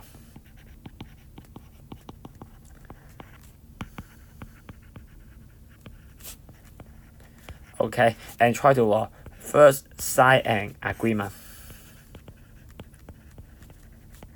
Okay, and this agreement says that, okay, so I'm going to borrow the amount L at time T1. Okay, but in this agreement it will also specify the interest rate charge as well. Okay, meaning that, okay, so you first sign the agreement and fix this borrowing rate. Okay, so let's assume that, okay, so the agreement specified that, so this interest is charged at an interest rate K, okay, which is a new effective interest rate K. Okay, now and here let's assume that so they can sign this contract. Okay, then here by holding this contract, then the borrower can borrow this amount L at time T1 at the interest rate K, so that he just need to repay this fixed amount at time T2. Okay, so which is the future values of L. Okay, so here then by doing that, so regardless what happened to the interest rate in future, then the repayment amount will be fixed for borrower. Okay, and definitely he will be happy about that. Okay, now but still it sounds very easy, right?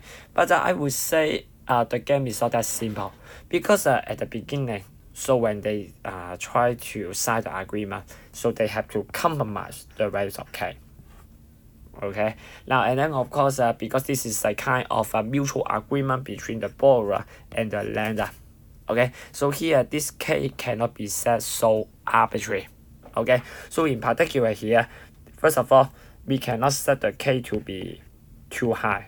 Okay, because the borrower will not happy to sign the contract because the K is the interest paid by the borrower. Okay, so if we set a very high level of K, so actually the borrower will try to quit the game. Okay, so he won't sign that. Now, but on the other hand, if your K is say you set a very small level, okay, so let's say 0%, and definitely in that cases, then the lender will not be happy because this is the benefit that he received, right? You set it to be too low, definitely I won't join the game. Okay, and then because of that, so it seems like that in order to encourage these two parties to sign the contract at the same time, so we have to set the K to be at the appropriate level. Okay, so here then this is something that we are going to do less. So how do we get this proper values of K? Okay, and our goal is so we should choose a K such that both borrower and lender are happy to sign the contract. Okay, so here in order to get this fair value, so what I'm going to do is, so I will try to consider the lender side and the borrower side separately. Okay, and try to determine so what should be the values of K such that these two parties is happy to sign the contract. Okay, now so here then let us look at the lender side first. Okay, now so here for lender side, so here remember the lender is the one who can earn the interest, right? Okay, so here okay then it can regard that these are lending as a kind of investment. Okay, so here in order to determine this criterion for K, so let us try to consider the case that so the lender want to do the investment for T2 year. Okay, and then here so we will try to consider two strategy. Okay, so one is so one strategy will involve the contract.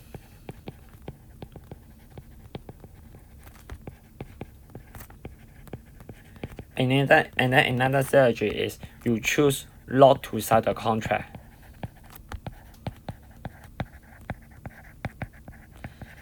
Okay, now so here for strategy 1, okay, so then we consider that so the lender will sign the contract with the borrower at time 0. So meaning that he agree to borrow the money at time T1. Okay, and then he will receive some amount at time T2. Okay, now and then here so let's assume he signed this contract. Okay, now and then at time 0, so let's assume so he got some amounts P. Okay, and then here because he will lend the money to the borrower at time T1, right? So here then what he do is so he invest the money for T1 year only. Okay, so that this money will grow to this amount at time T1. Okay, and then at that time, so he will lend this amount to the borrower. Okay, and earn the interest from the borrower, right? Then here, because the borrower will pay the amount at time T2, then the amount that he will receive at time T2 will be this amount. Okay, the loan principal multiplied by the interest rate, the fixed interest rate charged over this period. Okay, so let's assume to be K. Now, and then here, and then L will be this amount, right? So put that in, then this amount, okay, will be the lender that he will get if he choose to sign the contract with the borrower. Okay, now and then of course instead of signing the contract, so actually it is also possible for the lender to do the investment for T2 year without the contract. So what he can do is, so I just simply invest the money P for T2 year. Okay, and then given that so the spot rate is SCOT2 at time 0, then at time T2, so then this is what he get. Okay, so here, okay, then this is the amount that he get if he choose not to sign the contract, and this is the one that he signed the contract. Now, and then here, in order that the lender has incentive to sign the contract. So that means the amount that he can receive in strategy 1 must be what? Must be greater than that of not signing the contract. Okay, so that means the payout of strategy 1 must be greater or equal to the payout of the strategy 2. Okay, then you will end up with the Garvin inequality for the K. So you can try to solve it, then you will find that the K must be greater or equal to this level. Okay, so then that will be the levels of K such that the lender, okay, has incentive to sign the contract. Okay, now and then after this lender, then let us try to consider the borrower side. Okay, so remember the borrower. So the borrower needs the money L at time T1, right? Okay, and here in order to finance this amount L at time T1, so actually there are two possible strategies that he can do. The first strategy is he just simply sign the contract with the lender, okay, and just borrow this amount L directly at time T1, okay, and then of course by doing that, so that he will repay this amount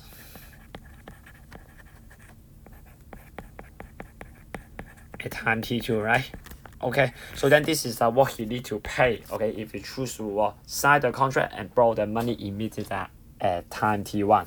Okay, but actually besides that, so there's another way for the borrower to borrow the money without signing the contract. Okay, so here, okay, so of course as we know, so if he borrow the money at a future time without any contract, definitely he will face the uncertainty on the future interest rate, right?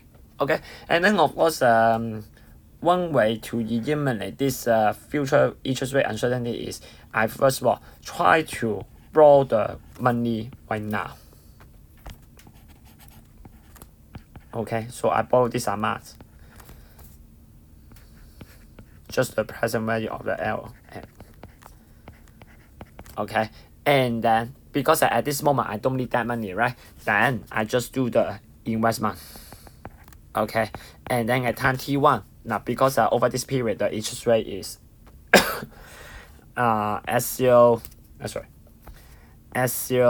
T1, right? Okay, so that's at time T1, then you will get the amount L, right? Okay, so which is the future value of this.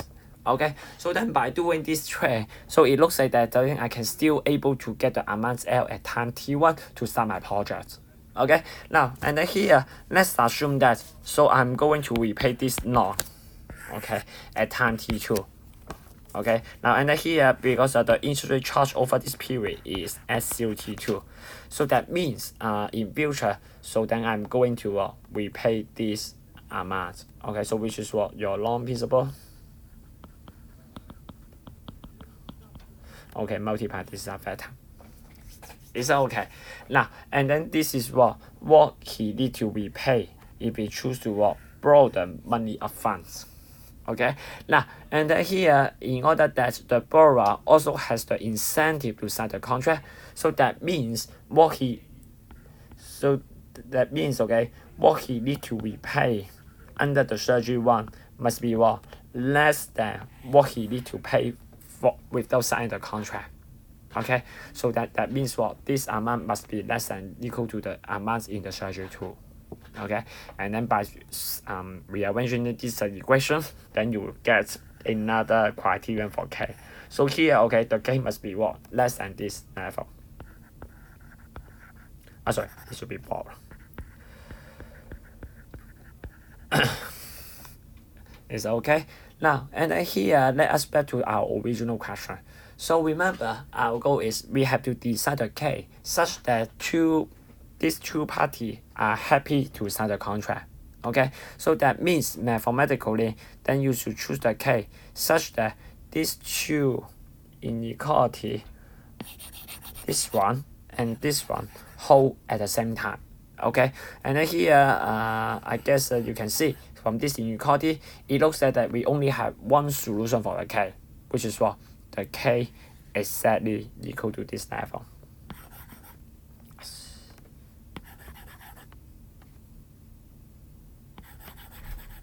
Okay, so then this will be what the values of K such that two parties are happy to sign the contract. Okay, so here then this fair values of K will be what we call the forward rate over the period T1 and T2. Okay, so which represent the interest rate applied to this loan. Okay, apply over this period T1 and T2.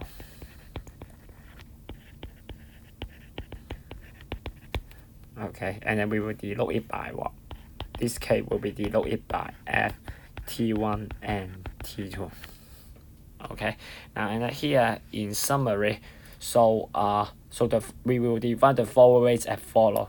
So for any future time T1 and T2, okay, then the forward rates over this future period T1 and T2 will be defined as the annual effective interest rate, okay, applied over the period T1 and T2 under this lending agreement. Okay, and mathematically it will be divided based on this equation. Okay, now and here let me try to highlight some remark regarding this notation. Okay, now so the first remark, okay, so will be what will be the meaning of this, I mean the true meaning of this forward rate.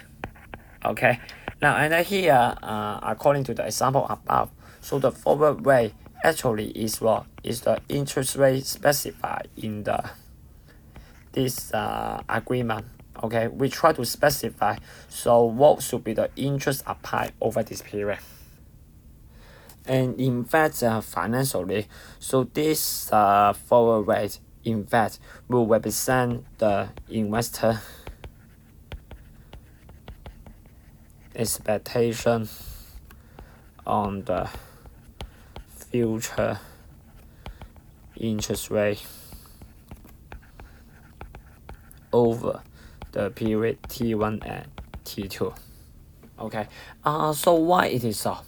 Okay, so remember at the initial stage when they signed the contract. Okay, so remember one important thing that he need to do is so he need to compromise the values of K, right? Okay, the interest rate that will be charged in future. Okay, and then of course in order to determine this K, so actually the lender and borrower will try to guess what should be the interest rate applied over this period. Okay, I mean the actual one. Okay, so they will try to make a guess on that. Okay, and try to come up the appropriate values of K. Okay, so this is very natural for the human being, right? Now, and then of course, let's say if they think that so the interest rate is getting high. Okay, so let's say the future interest rate reach to very high level. Okay, then in that cases, then they will try to choose the K to set a higher level, right? Let's say around 5%. Okay, on the other hand, if they think that so the actual interest rate is going down in future, so let's say 2%. Okay, then of course then they will try to set the K to be at the lower level. Okay, so here it seems like that this K actually is driven by the lender and and the borrower expectation on the future interest rate movement. Okay, and because this is the K that is agreed by two parties, so that here actually we can regard this forward rate as investor expectation on the future interest rate applied over this period. Okay, and here, so that means, okay, if you invest $1, if you invest $1 at time T1, okay, then we will expect so under based on this forward rate, then I will expect to receive this amount, okay, at time T2. Okay, now but here just be careful, so this is just my expectation. Okay, and unless you have signed any contract. Okay, so actually if you invest the money at time T1, okay, so the actual money So the actual amount that you receive will still depends on the actual interest rate. Okay, so here then this actual interest rate will be different from your expectation. Okay, so here just be careful that so this forward rate is just my own expectation, or the market expectation on the future interest rate movement only. Okay, but it doesn't mean that the actual interest rate in future has to be at this level. Okay, so this is the meaning of this forward rate. Okay, and of course another way to see this, okay, is so according to this formula, so this forward rate is driven by the spot rate. Okay, and remember spot rate is equal to the yield rate of the bond, and then yield rate of the bond is affected by the bond price, and the bond price is driven by the supply and demand, which is affected by the investor. Okay, so that means, okay, so the investor expectation definitely will affect this bond price and eventually will affect the forward rate. So that here actually this forward rate will represent the investor expectation to the future interest rate. Okay, so here then this is the meaning of this forward rate. Okay, now and then here also so so here from this formula for this forward rate.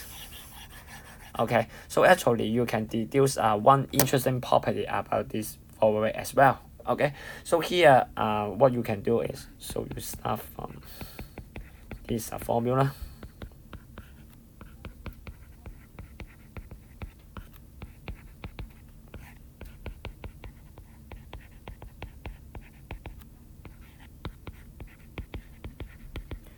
Okay, and then here if you try to put the one to the left hand side, okay, and also move this one to the left as well. Okay, and then here by a little bit algebra, so you can find that so this 1 plus S0 T2 T2 will be equal to 1 plus S0 T1 T1 times 1 plus F T1 and T2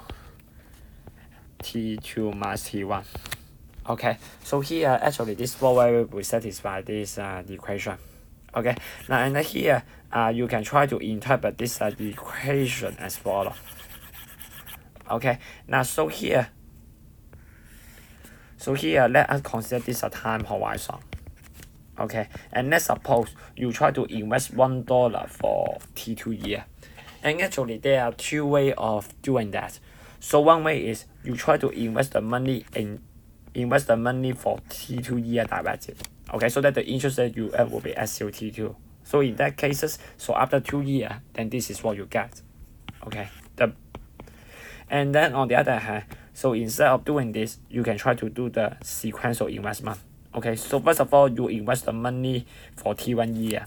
Okay, so that you will get 1 plus S0 T1 at time T1, and then you invest another, and then you invest the money for remaining T2 minus T1 year, so which earn the interest rate out T1 T2. Okay, and then of course in general, so this interest rate should be what? Should be random. Okay, and then here if you try to so here, okay, remember the expectation on this interest rate is equal to the forward rate.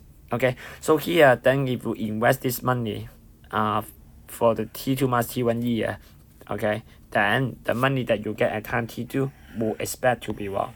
Expect to be equal to this amount. Okay, so here, okay, then this is and then here, okay, so this equation says that, okay, so so let's say, okay, if the future interest rate is equal to what you expect, then these two investments should give you the same payoff. Okay, so and actually, so this is the quite a interesting formula that you can use, okay, to find the forward rate. Okay, okay, so here then this is just some remark regarding this forward rate. Okay, and here just the final remark, okay, is just another representation of the formula for the forward rate. And here we try to express the forward rate using the spot rate, right? Now, and here remember there is a relation between the spot rate and the price of the corresponding COQ1 bond. Okay, and here then if you try to apply this, okay, then you can try to replace all the spot rate by the bond price. Okay, then here sorry.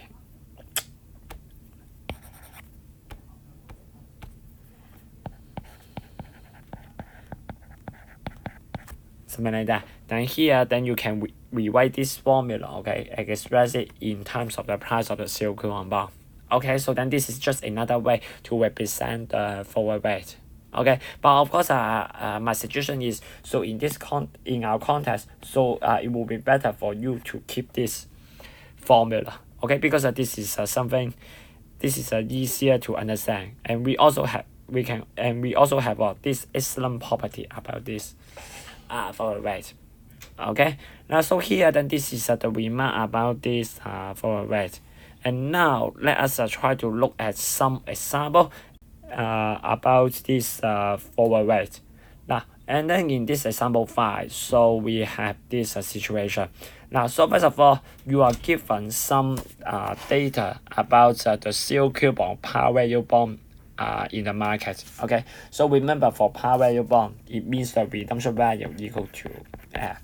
Okay, and here, okay, so we have 4 COQ bond with different time to maturity, okay, which is the bond time, and then I also give you the face value and also the corresponding market price.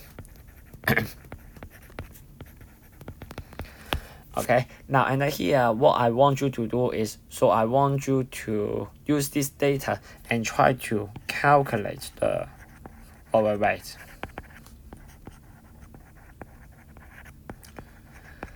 Okay, and here for A, okay, so what I want you to do is, so I want you to compute this forward rate which you apply over the period 0.5 and 1.5 using the spot rate. Okay, now and here in order to do this, so actually it's not that difficult. So of course one way you can do is you can directly use this formula to do the job. Okay, but I would say in practice, so I would love to use this formula. Okay, so remember we have this property of the forward rate. Okay, that is wrong. So there is no difference, okay, for you to do this one-time investment and a sequential investment, isn't it? So here, okay, for one-time investment, so then this is what you get. And then for the sequential investment, so then this is what you get.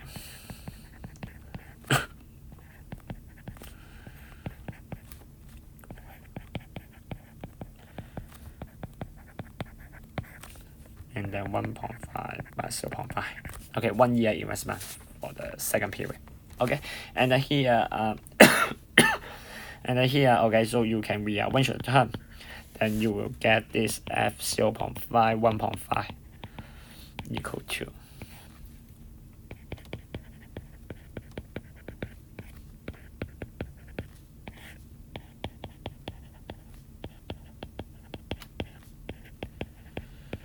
and then minus 1. Alright, now and then here, then what you need to do now is just to obtain your spot rate.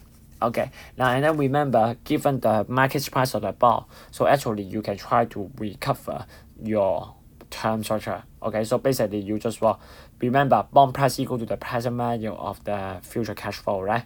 Okay, and here because they are all the COQ bond, so that means each bond only generate a single payment at some time t, which is your time to maturity.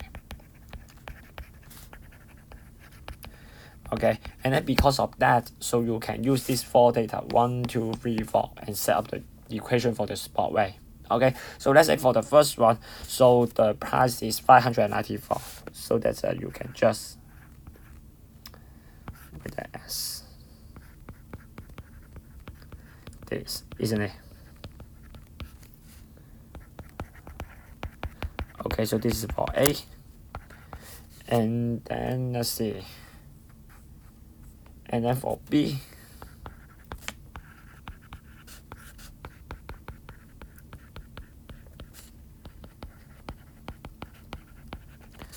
and then C,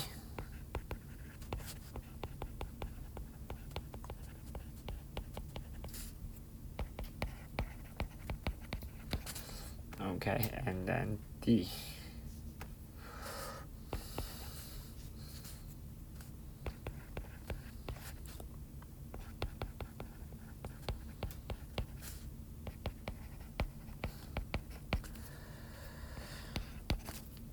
Okay, so here then you will got 4 equations for the spot wave. Okay, now and then here, because in the calculation it looks like that we don't need add all the spot wave, so we just need S0 0.5 and also sorry, S0 0.5. Okay, that is the first equation and also the third equation, so we just need these two. Okay, so here, okay, then you can just solve this, concentrate on these 2 equations, and you solve it, then you will get your spot wave.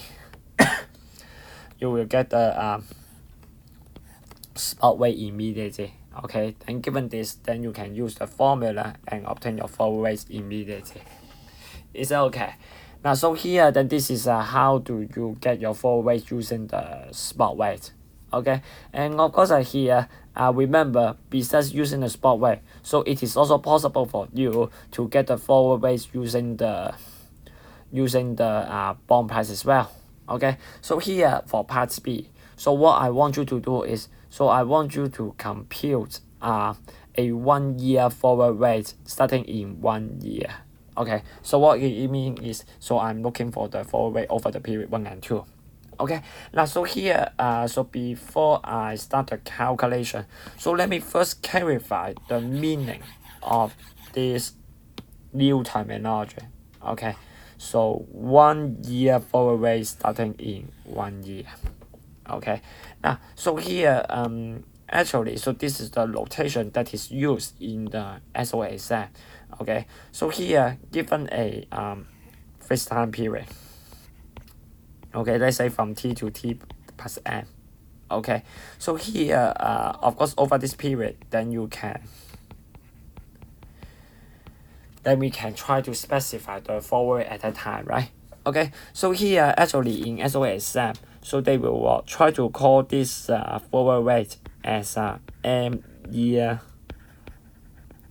forward rate. Okay, so here, this M, okay, it just refers to the length of the period, okay, that this interest rate apply. Okay, so here this is the M year period, right? Okay, and then starting in T year.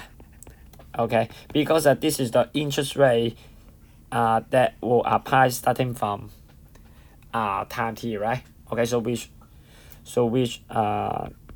it will be effective after T year. Okay, so that's why you have this notation. So here, okay, then when people says that, so this is a M year forward rate starting from in T year, actually they just refer to this interest rate, okay, that start from time T and lasts for M year. Okay, so here in our context, so we talk about 1 year forward rate. Okay, so that means this is a 1 year period. Okay, which start in 1 year. So that means it will start at time 1 and last for 1 year. So that's the stopping time is 2. So that the forward rate that you apply will be F12. Okay. Now and here, so then this is what we need to compute. Okay. Now and here, just remember, so for any forward rate, so you can also compute it using the bond price as well. So which is equal to this one, right? Okay. So here, then let me just try to copy that. Okay, so the F12 will be equal to this number. Okay, punching the T1 equal to 1, T2 equal to 2. Okay, now and here, in order to get your forward rates, okay, then you have to compute this BCO1 and BCO2.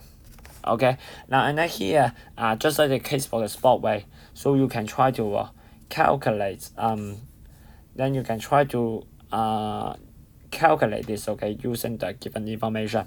Okay, so here just recall. So if you have a cash flow that is paid at time CK, okay, so remember the present value can be written as the CK times the corresponding bond price, right? Okay, now and here using the given information, okay, which is this one. Okay, so actually you can try to derive the Gaussian equation for this BCO1, BCO2. Okay, so here let me just quickly write that down.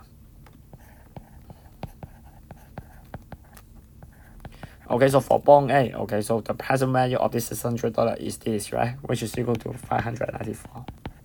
Okay, remember this is a single coupon bond, so that you only have one single payment.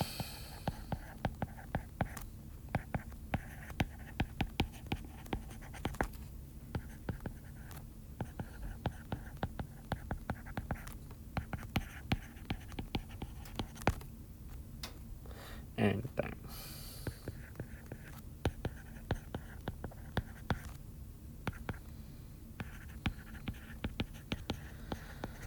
okay, then that will be the Gaussian equation for this BCOT.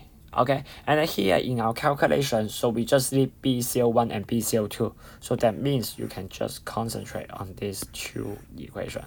Okay, and then you will get your BCO1, which is equal to this, and then BCO2, which is equal to that.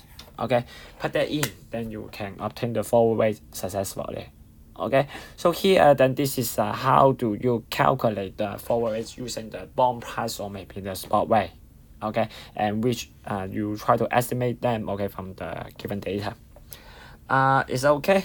Now, and here after this example, so let us try to look at the example number 6. Okay, now so for example number 6, so we will try to do two things. Okay, so the first thing is, so in the earlier example, so we know, so given the spot rate, okay, so I know how do we cover the forward rates, right? Isn't it? Now and then here in this example, so in the first part, so I try to do the reverse. Okay, so here given that, so we got a series of forward rate. Okay, so I will explain the meaning of this forward rate later. Okay, and then here what I want to do is, so I want to see, given the forward rate, is it possible for us to recover the spot rate? Okay, so then this is the first objective. Okay, and of course the second objective is, so then let's say if you are able to recover the spot rate, okay, then I want you to try to compute the bond price. Okay, now so here then let us try to do that one by one. Okay, now so first of all, before we do the calculation, so let us first try to understand, so what this forward rate is about. Okay, so here in this table, so I present this 6-month forward rate. So that means they are all the interest rate, the forward rates are applied over a period which lasts for 6 months. Okay, and then here the only difference is, so they have different starting day. Okay, so here the number in the first column, the first row, okay, represent the starting day. Okay, so that means, okay, let's say for the first one, okay, so the start time is 0. Okay, so that means, okay, so this will be the forward rates are applied over this 6-month period, which is from time 0 and 0.5. Okay, and then here, okay, so actually this one is just equal to as 0.5. Okay, why? Because here remember the forward rates is just your prediction on the future interest rate applied this period, right? But here remember, so actually this interest rate actually is long already. Okay, so let's say if you do the investment from time 0 to 0.5, so this is the interest rate that you should earn. Okay, so here then we expect, so the expectation should be equal to what you actually observe. Okay, so that this will be what you have here. Okay, of course you can also try to argue that using mathematically using this formula for the forward rate. Okay, so which is equal to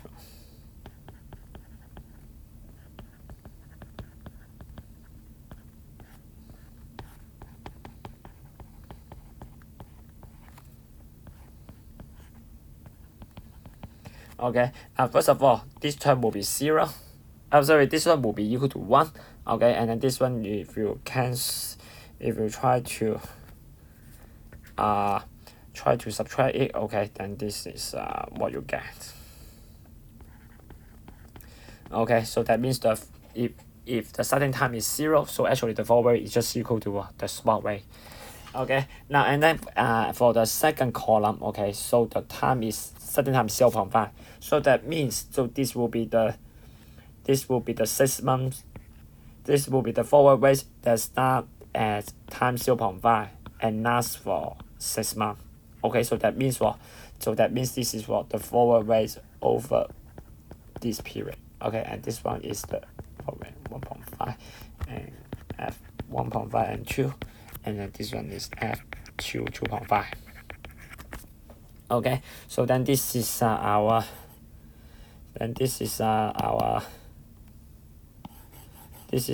setup. Okay, now and then here what I want you to do is let me write it down first.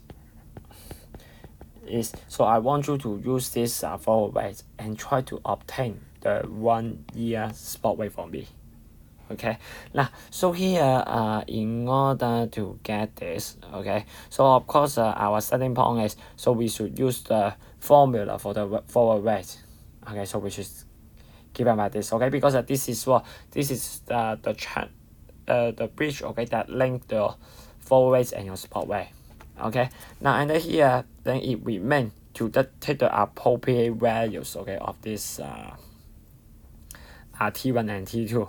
Okay, now and here because we are looking for the spot rate at 1. Okay, so here then I try to take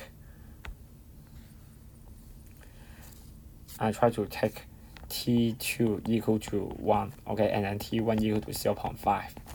Okay, and here, okay, then given this, then you can get the F 0.51, okay, equal to 1 plus S01 1, okay, and then 1 plus S0.5.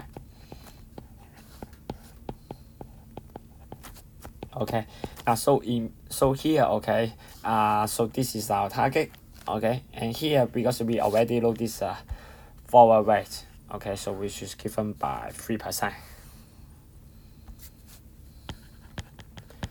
Okay, and then here and then it remains, okay, to find this spot rate, okay, which is the 6 month spot rate. Okay, and here according to what we did before, okay, so actually we have shows that so the forward rate from 0 to 0.5 is just equal to spot rate, right? Okay, which is equal to 2.5%.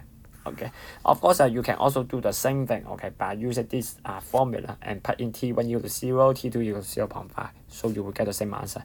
Now, but never mind. So let us take this, okay, 2.5%, and then here after you have this, so you can just solve this equation for the S01, then you will get the 1 year spot rate.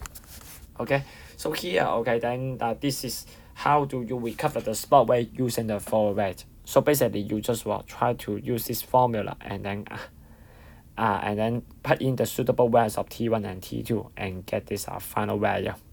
Okay, now and then here then let us try to move on, okay, to the second part. Okay, so the second part is, so here I want you to try to find the price of a 2-year bond with the face value 1200, redemption value 4050, and the annual coupon rate 4.6% payable semi-annually.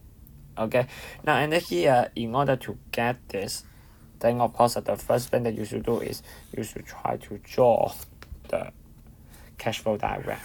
Okay, so here this is a 2-year bond. Okay. Okay, and the coupon is paid semi-annually. Okay, redemption value is 40,150. Okay, and then because the coupon is paid semi-annually, so the R will be equal to 4.2%, the annual coupon rate divided by 2, which is equal to 2.3%. Okay, so that the RF equal to 1200 times 0 as 2.3%. Okay, so this is your RF. Okay, anyway, now so here then this is our coupon. Okay, so here remember, in order to get this bond price, okay, so remember bond price equal to the present value of all the cash flow. So that means the bond price. So here, okay, then you can write the bond price as, so let's say for the first cash flow, then the present value will be 1200 times 2 times 3%. Okay, and then you discount it using the 6-month swap rate, isn't it? Okay, and then for the second one, so that will be 1200 times 2.3%. Plus S01 and 1. And then the third one will be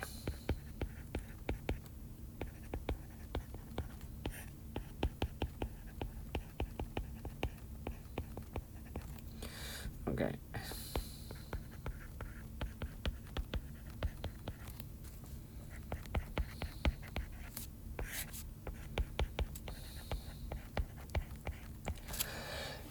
Okay, now and then here so what you need to do is just to obtain all this spot rate. Now and then here in part A, so we already get the 6-month spot rate and the 1-year spot rate. So it remains to find the 1.5-year spot rate and 2-year spot rate. And then to do this, so actually you can just repeat the same trick here. Repeat the same trick, okay, and try to do the calculation. For example, if you want to find S0 1.5, so what you can do is you can take the T2 equal to 1.5 and take the T1 equal to 1. Okay, and then this will be what you get.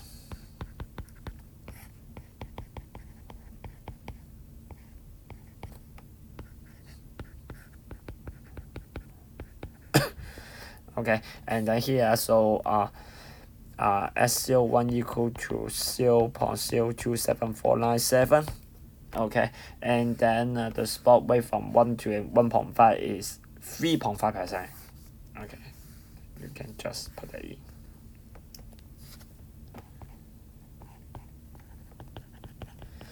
Okay, then we are done. Okay, then you can solve it and get your S0 1.5. Okay, then you again using the similar trick, then you can also find the SL2. Okay, so take the T1 equal T1 equal to 1.5, T2 equal to 2. Okay, so I guess I'm not going to do the detailed calculation here.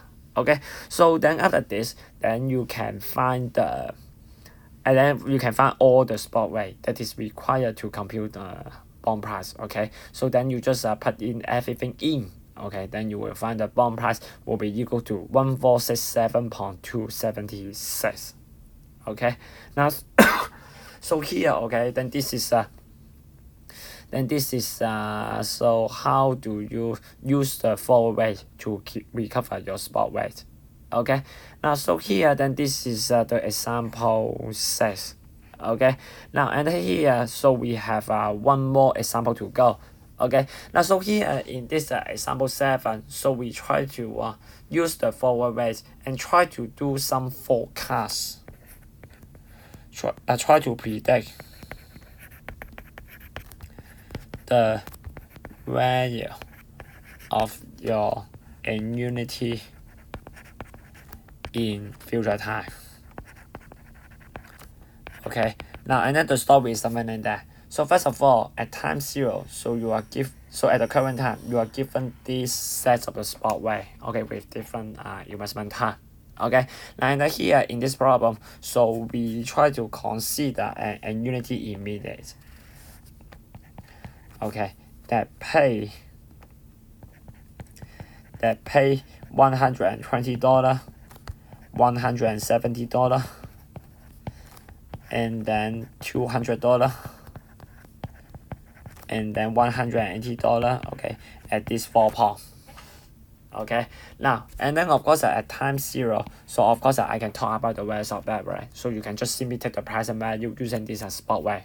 Okay, now but here what I want you to do is, so let's suppose, okay, so what I want you to do is, okay, so I want you to try to predict, okay, so what will be the value of this in unity at time 1. Okay, now so of course if we want to get the actual value of the in unity at the future time, then of course you should use the interest rate that is called at the time. Okay, now but of course at this moment, so we don't have any information about this. Okay, so here what I want you to do is, so I want you to try to make some prediction on this. Okay, is it possible for you to use the spot way to try to guess, okay, so what can be the values of this in unity? Okay, now and then in order to do that, so what I do is, so we will try to make use of the forward rate. Okay, so remember the forward rate in some sense it represents what our future our expectation on the interest rate that apply over this period, right? Okay, so here, okay, then we will try to use that to do the job. Okay, now so here then let us try to set up the formula first. Okay, now so first of all okay, let us try to write down the formula. Okay, write down the formula for this present value at time 1. Okay, now so again so again at time 1, so the present value of the unity is just what the present value of all these 4 cash flow. Okay, now so here let's say for the first cash flow that which you receive, which you will receive the payment at time 1.5. Okay, then the present value will depends on what? Will depends on the interest rate you apply over this period, right? From 1 to 1 to 5. And then here so that your expected value, so the expected value of this interest rate is this forward rate, right? Okay, so here, okay, then we will try to use this interest rate, okay, to calculate the present value. Okay, just like what you did for the spot rate. Okay, and then similarly for the $170, okay, which you receive at time 2, then the value at time 1 will depend on what? The interest rate that you apply over the period 1 and 2. And then our expectation is, so this is equal to the forward rates F1 and 2. Okay, then here then you use this interest rate and calculate the present value. Okay, so similarly you can do the same for other 2. Then this will be our prediction on the future value of this prediction on the present value of the unity at time 1. Okay, now then once you have this formula, then the remaining thing is just to obtain your forward rate. Okay, then I guess that this part is very easy. You just simply call the formula for your forward rate.